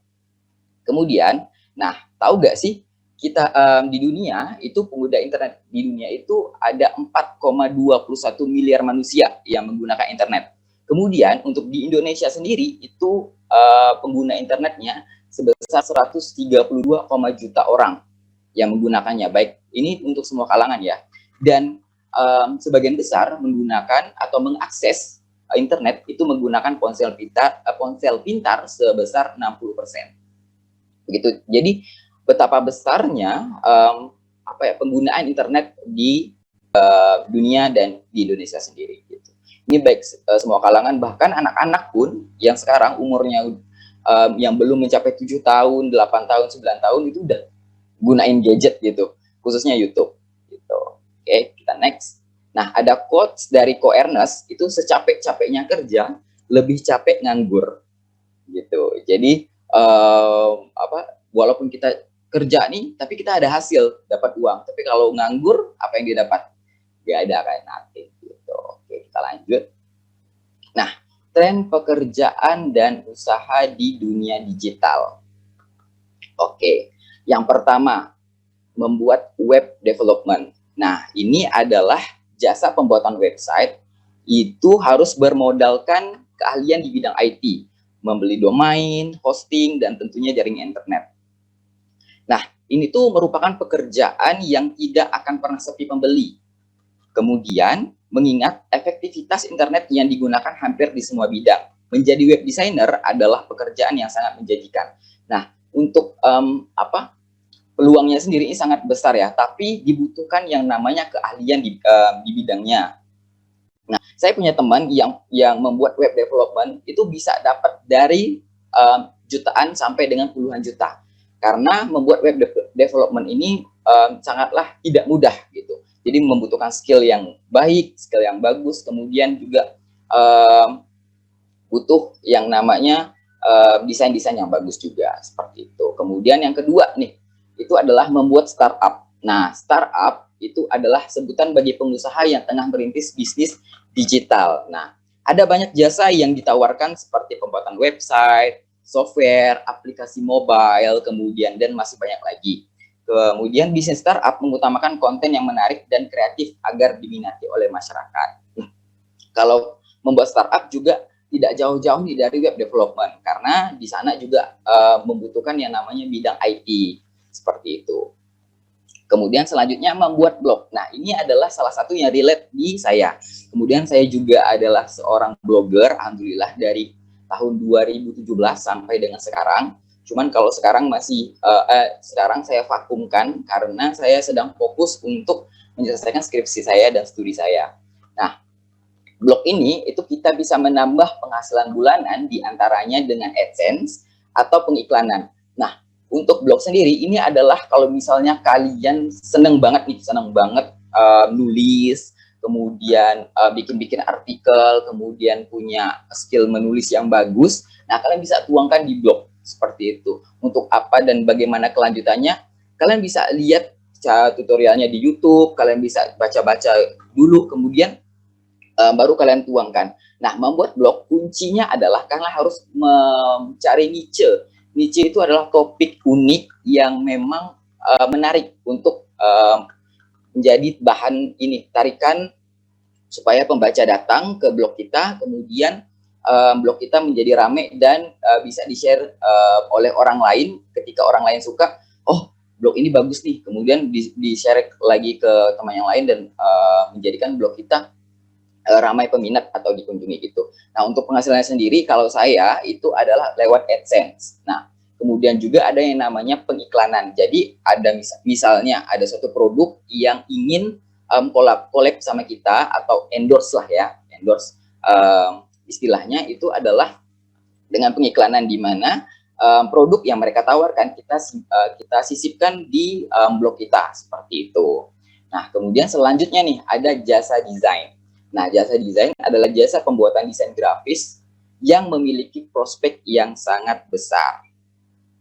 Nah, permintaannya itu bisa sangat tinggi disebabkan oleh promosi produk yang membutuhkan tampilan menarik dan ditunjang dengan tools komputer yang semakin canggih. Jadi kalau misalnya jasa desain ini memang sangat sangat bagus sekali prospeknya. Jadi kalau teman-teman yang masih SMA atau masih kuliah atau bahkan ibu rumah tangga atau pekerjaan lainnya itu bisa mengupgrade skill jasa desainnya. Kalau sekarang tuh desain tuh bisa dilakukan lewat smartphone gitu. Ada namanya aplikasinya Canva, jadi tidak harus repot-repot lagi misalnya pakai Corel Draw atau pakai Photoshop seperti itu.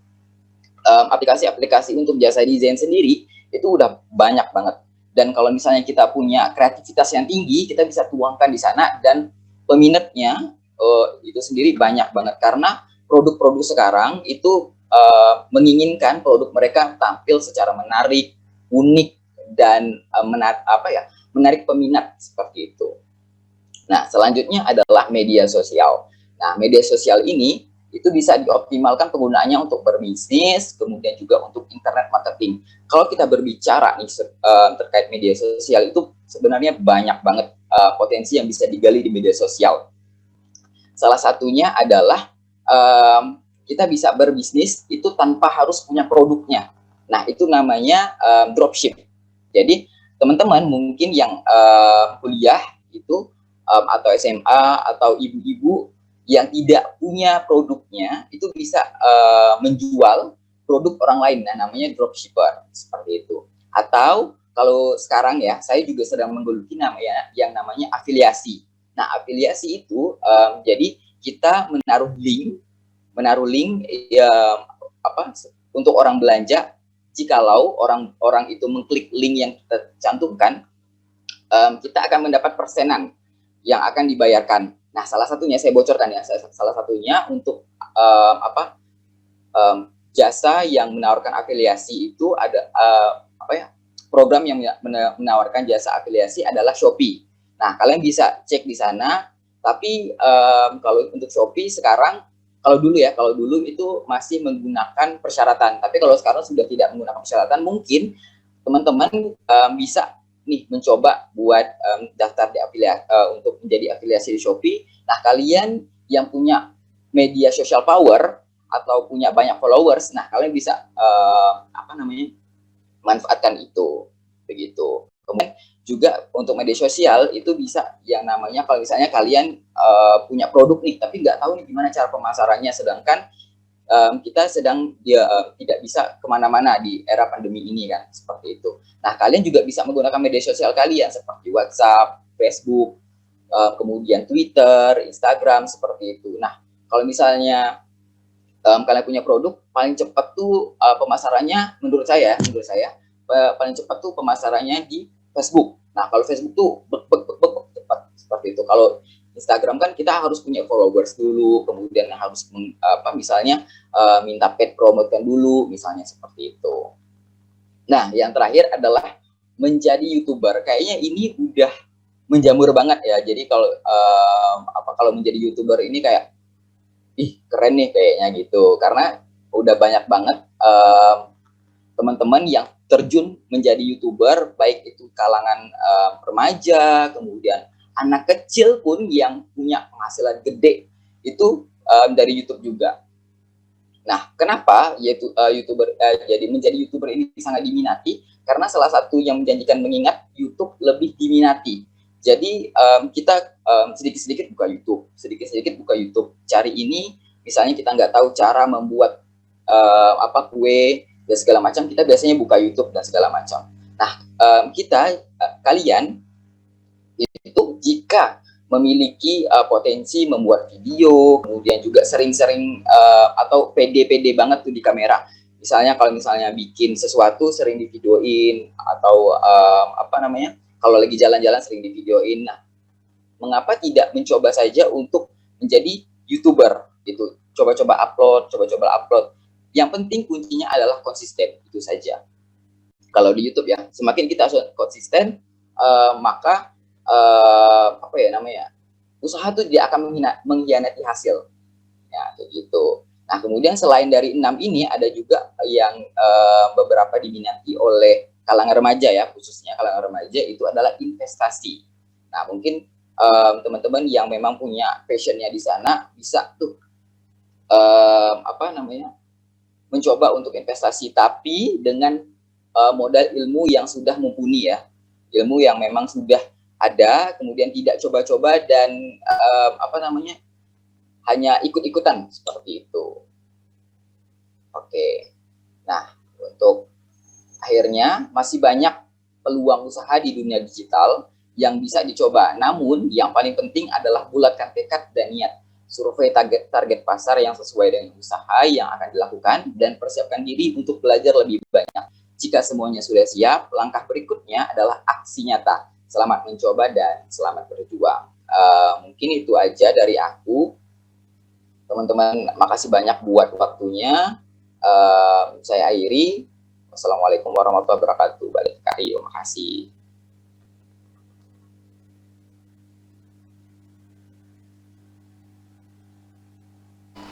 Oke, baik, Riza, terima kasih banyak ya. Nah, ini bisa jadi referensi teman-teman nih ya, masih bingung nih ya, mau bikin kerjaan apa nih di dunia digital ya. Ternyata banyak sekali tawaran tadi yang sudah diinformasikan sama Mas Rizal ya.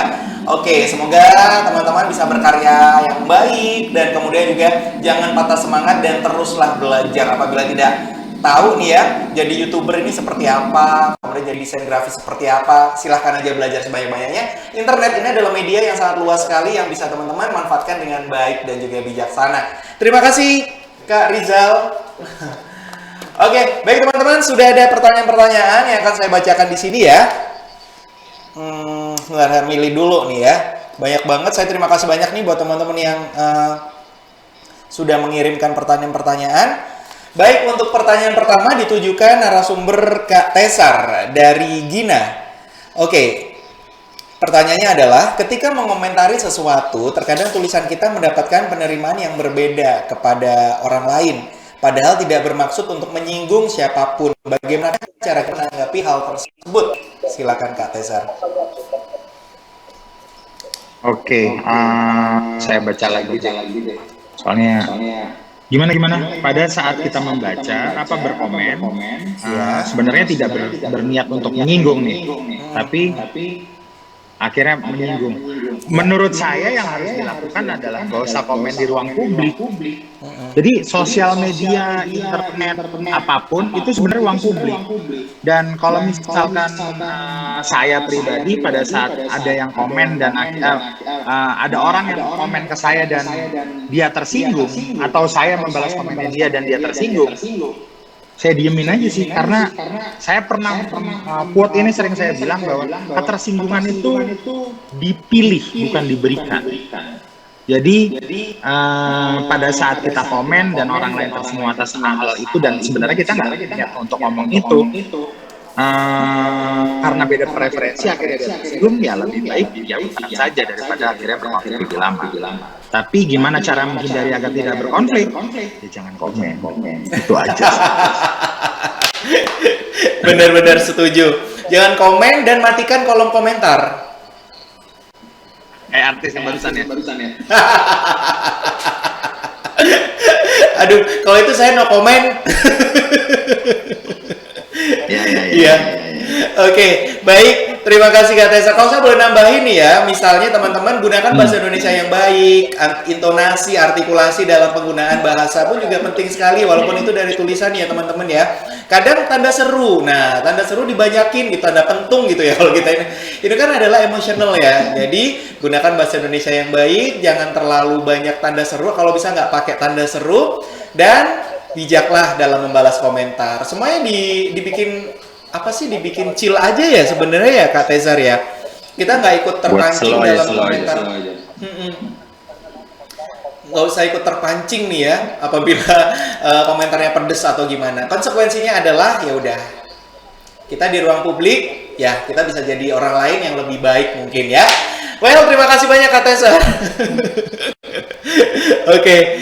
Baiklah, dari Kak Tezar bijak di kolom komen pertanyaan tadi ya. Semoga bisa menjawab yang disampaikan sama Kak Tezar ya. Baik, untuk berikutnya untuk Pak Ulil dari Lina. Oke, pertanyaannya adalah phishing menjadi pilihan yang populer di kalangan para peretas karena murah. Nah, kemudahan serta efektivitasnya cukup tinggi, meskipun banyak organisasi yang telah menerapkan sistem keamanan untuk memblokir serangan phishing, namun penyerang juga semakin memiliki peralatan phishing yang lebih canggih. Wah, pertanyaannya adalah bagaimanakah kita menjaga akun kita agar tetap aman meskipun aktivitas phishing di luar sana semakin canggih? Tindakan preventif mungkin ini, silakan. Ya bang, terima kasih sekali. Jadi secara konsep Facebook, media sosial lain itu sistemnya sangat canggih. Yang lemah itu apa? Yang lemah itu adalah user kita terpancing untuk berklik. Kita udah bisa. Yang jadi masalah sekarang orang tua kita, grup WA kita, grup alumni, grup SMP, grup itu kalau hanya di kita sampai yang di sini ada masalah, yang jadi masalah abaikan. Yang jadi masalah adalah ketika masuk ke grup WA warga, grup WA SMP, grup WA alumni. Kalau kita tahu bahwa itu link palsu, kita harus edukasi. Itu tugas kita sekarang sebagai organisasi. Itu kalau menurut saya simpel lah. Oke, betul sekali ya Pak Ulil. Saja edukasi.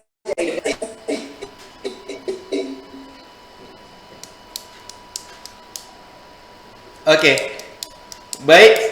Ini terputus sepertinya sama Pak Ulil ini ya, mungkin jaringannya nih ya. Oke, betul sekali apa yang tadi disampaikan sama Pak Ulil ya. Kita intinya lebih ke edukasi, bagaimana kita mengedukasi user itu aja. Oke, betul. Jangan sampai ya dengan adanya kita semuanya pegang smartphone, kita tidak bisa mengendalikan smartphone ini dengan bijak ya.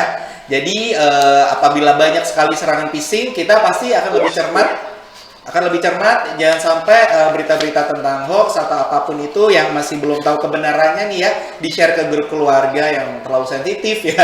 Oke, biasanya mendapatkan hadiah setelah chat ini dikirimkan ke 10 orang atau 20 orang itu juga Saya juga kadang bingung juga, kok bisa mereka ini percaya ya dengan hal ini ya, jadi diteruskan ke yang lain. Dan akhirnya seneng banget orang yang mengirimkan hal itu jadi kesebar kemana-mana jadinya ya. Jadi lebih bijaksana saja, kita jangan terkalahkan dengan yang adanya phishing, walaupun di sana lebih canggih. Harapannya adalah kita semua bisa teredukasi dengan baik ya bahaya dari phishing tersebut. Terima kasih banyak Pak Ulil ya, dan semoga apa yang disampaikan sama Pak Ulil tadi ya jawabannya bisa membantu teman yang menanyakan ini tadi ya teman-teman ya. Dari siapa tadi? Lina ya, Lina Dia ya. Baik, selanjutnya dari untuk Kak Dita dari Vina Derima. Pertanyaannya adalah, seseorang ekspresi kelebihan di media sosial bisa saja karena mereka mengalami bullying di dunia nyata. Bagaimanakah peran kita sebagai, ini Kak Vina ini adalah sebagai orang tua ya, yang harus dilakukan agar peka terhadap apa yang terjadi pada kondisi psikologi anak. Silakan Kak Dita. Baik Kak, atas pertanyaannya terima kasih. Menurut Dita sendiri, peranan orang tua ya dalam menyikapi supaya anak kita itu tidak terkonfirmasi sama bullying. Nah, kita tuh harus menanamkan dan mendidik anak kita tuh untuk love yourself, jadi mencintai diri kita sendiri. Jadi kita tuh, sehingga kita tuh dibully, kita tuh nggak menganggap itu sebagai ejekan, tapi kita tuh menganggap kita sebagai motivasi kita bahwa mereka mengatakan kita seperti ini karena memang mereka tidak mampu untuk menjadi seperti kita. Karena Dita sendiri juga udah sering menghadapi bullying, jadi menurut kita sendiri cara menyikapinya itu yaitu mencintai diri kita sendiri aja. Jadi jangan pernah dengarkan omongan atau ocehan-ocehan dari orang yang cuma hanya bisa berkomentar tanpa tahu dengan keadaannya. Jadi kayak seribu kata tuh tidak cukup dengan hanya satu pembuktian itu nggak cukup Kak. Jadi kayak biarlah orang ngebully, yang penting kita harus menangani diri kita itu luar biasa, mencintai diri kita sendiri, karena namanya hidup pasti tetap ada orang yang berkomentar. Betul sekali ya, kadang kita napas pun juga salah biasanya kalau orang udah ini ya, kalau udah kesel banget ya. Bener. Jadi memang kita tidak bisa memfilter apa kata orang, tapi kita bisa bijak untuk menerima hal tersebut ya. Mau nggak mau, apa yang kita lakukan juga banyak mungkin orang yang tidak setuju, tapi jadikan itu adalah sebuah motivasi juga ya Kak Dita ya. Jadi untuk orang tua, biasanya anak-anak yang mungkin mendapatkan cyberbullying, jadi kolom komentarnya dimatikan saja sih, itu lebih aman ya untuk untuk orang tua ya. Ini salah satu langkah preventif untuk putra-putrinya agar tidak mengalami kondisi psikologis mungkin dari mental ya. Kalau bisa dimatikan aja kolom komentarnya, itu lebih sehat. Oke, baik, terima kasih banyak ya Kak Dita. Semoga jawaban tadi bisa bantu dari Ibu Vina ya. Oke. Baik, dari Kak Dita, pertanyaan berikutnya ditujukan untuk Kak Rizal ya, dari Alexandra Vivialda. Pertanyaannya adalah, apakah ada strategi tertentu untuk memasarkan produk melalui sosial media? Karena seperti yang kita tahu, produk baru terkadang tertutup oleh produk yang sudah lama atau produk yang sudah terkenal. Baik, mungkin di sini simpelnya adalah beliau memiliki produk yang baru nih, dia ingin memperkenalkan di sosial media, tapi mungkin kalah dengan brand-brand yang sudah memiliki nama atau sudah terkenal. Oke, silakan Kak Rizal.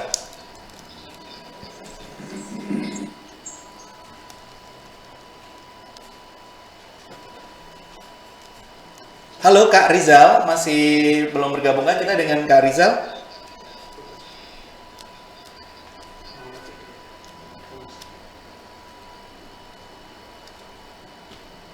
Kak Rizal? Halo, selamat. Masih terputus nih. Cek Kak Rizal.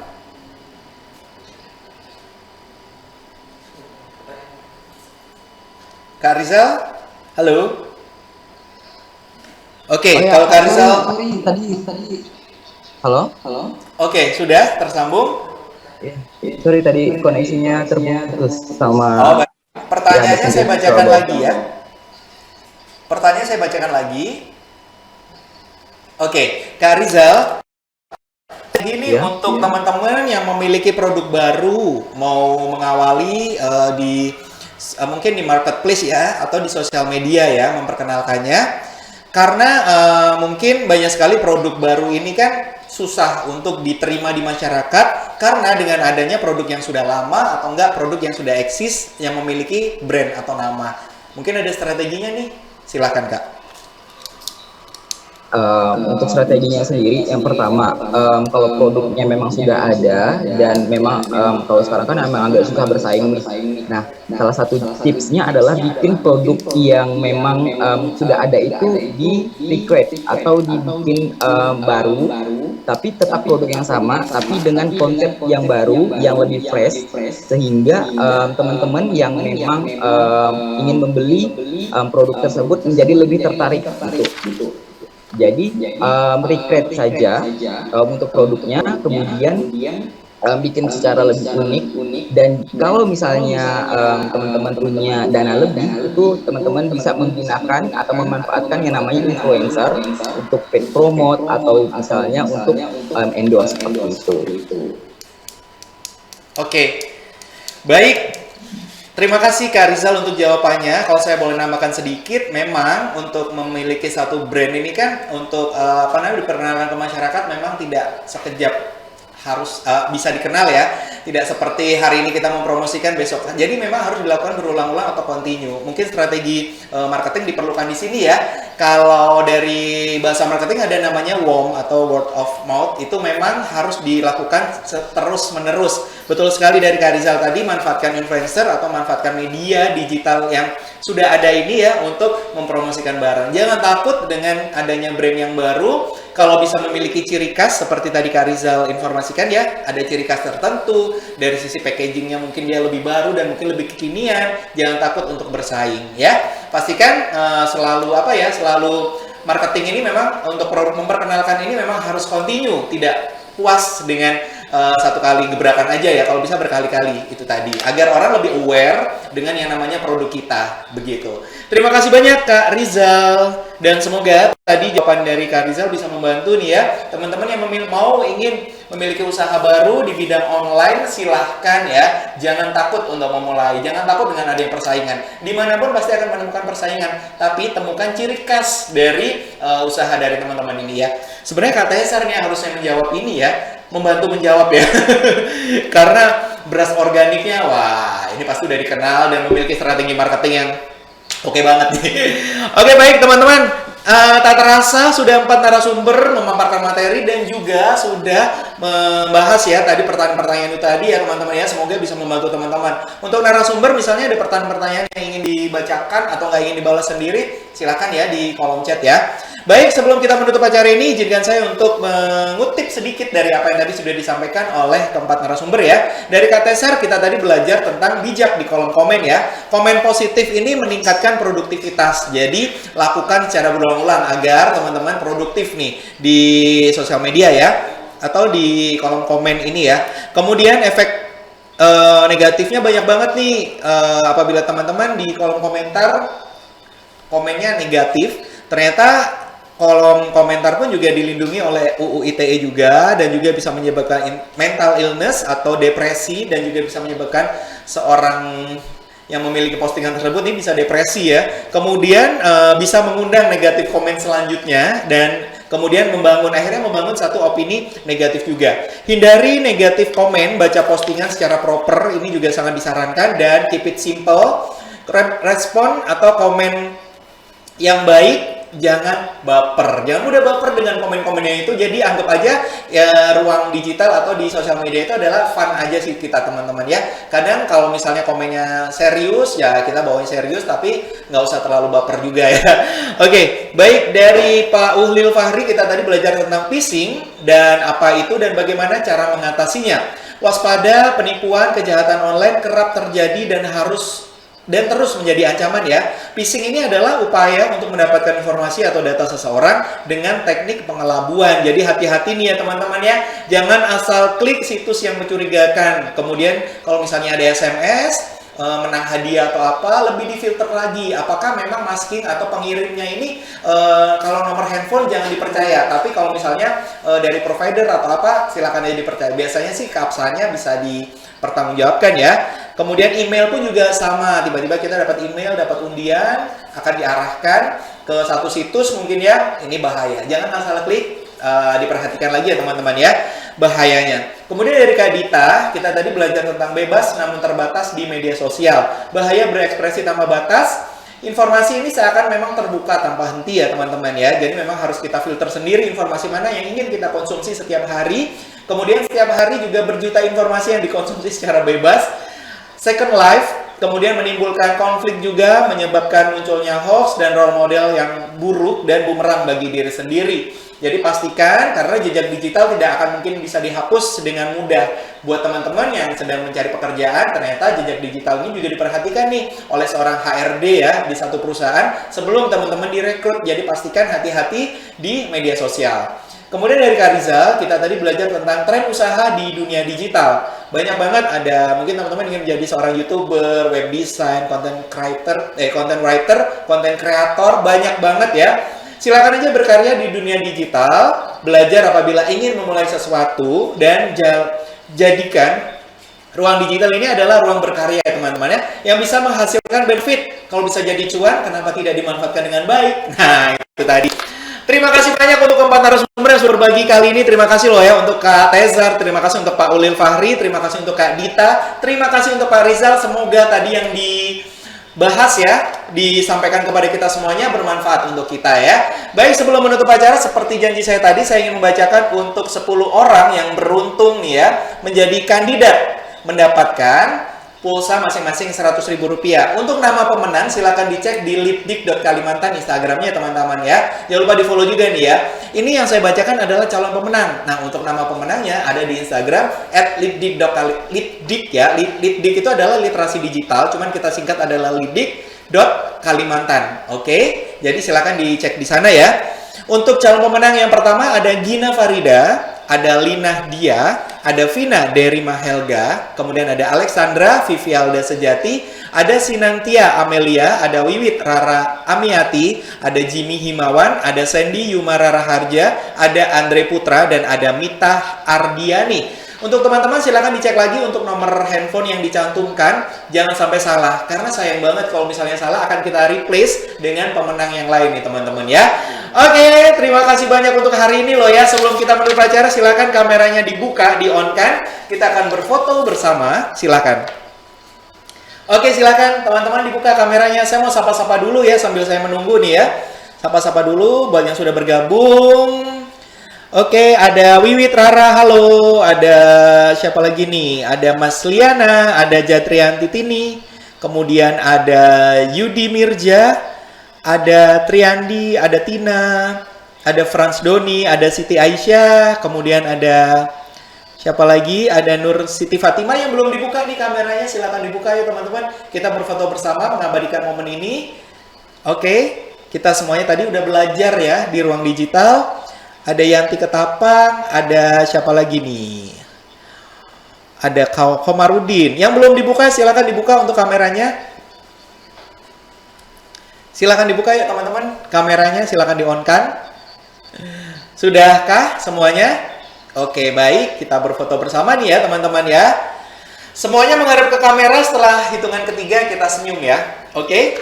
1, 2, 3. Oke, sudah? Ada lagi? Nggak ada ya? Well, terima kasih banyak teman-teman untuk semangat hari ini ya. Dari pagi sampai dengan siang ini kita semuanya semangat. Terima kasih banyak untuk teman-teman di Kabupaten Ketapang, Kalimantan Barat. Terima kasih untuk keempat narasumber yang sudah memberikan inspirasi kepada kita semuanya. Dan akhirnya saya Rio Brahma pamit undur diri. Dan tetap jaga kesehatan diri ya teman-teman ya. Untuk diri kita dan juga orang-orang terkasih. Dan jangan lupa tetap patuhi protokol kesehatan. Dan jangan lupa juga harus bijak di dunia digital. Akhir kata, wassalamualaikum warahmatullahi wabarakatuh.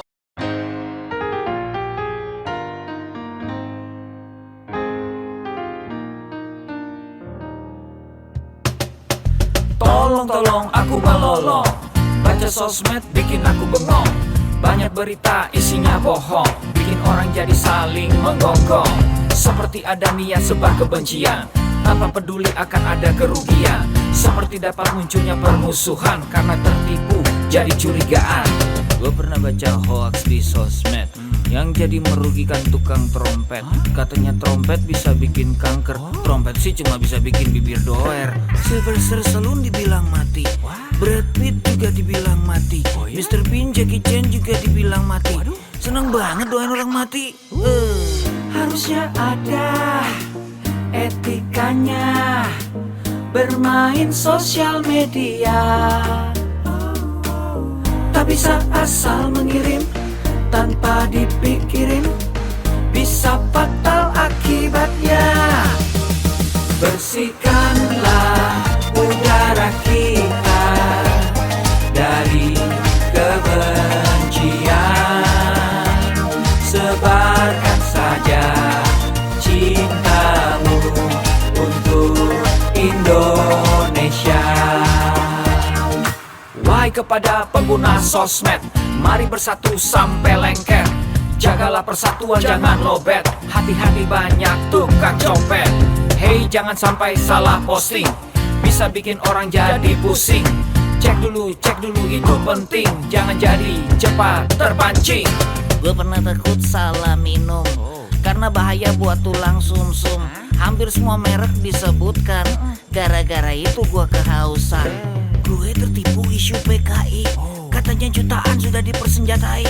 Akibatnya gue keluar biaya, bikin persembunyian bawah tanah. Harusnya ada etikanya bermain sosial media. Tak bisa asal mengirim tanpa dipikirin, bisa fatal akibatnya.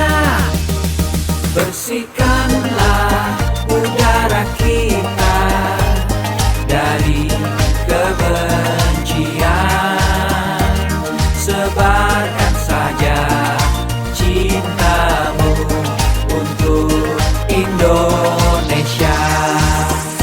Bersihkanlah udara kita dari kebencian, sebarkan saja cintamu untuk Indonesia.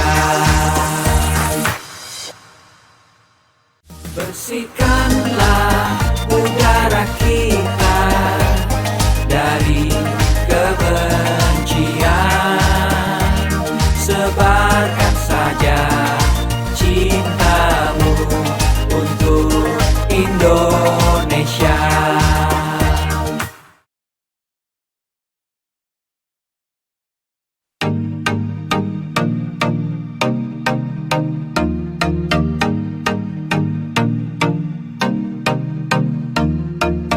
Cek dulu, cek dulu,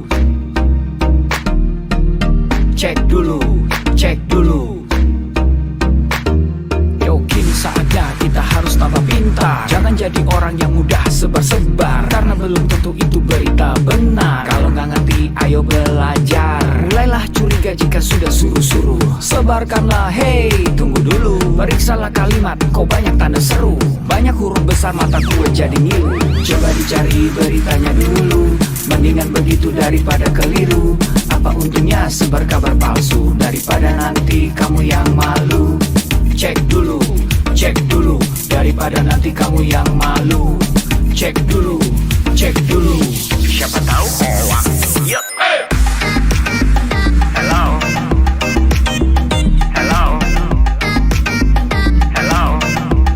Siapa tahu hoax. Yup. Hello.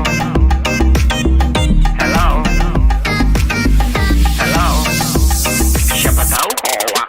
Hoax itu konten yang negatif, tujuannya itu ya provokatif. Paling cocok buat orang yang sensitif. Kalau ke gue ya gak efektif, tapi semua suka yang positif. Misalnya video yang inspiratif, meme yang lucu, itu juga sip. Positif, kreatif, dan produktif. Coba dicari beritanya dulu, mendingan begitu daripada keliru. Apa untungnya sebar kabar palsu, daripada nanti kamu yang malu. Cek dulu, daripada nanti kamu yang malu. Cek dulu.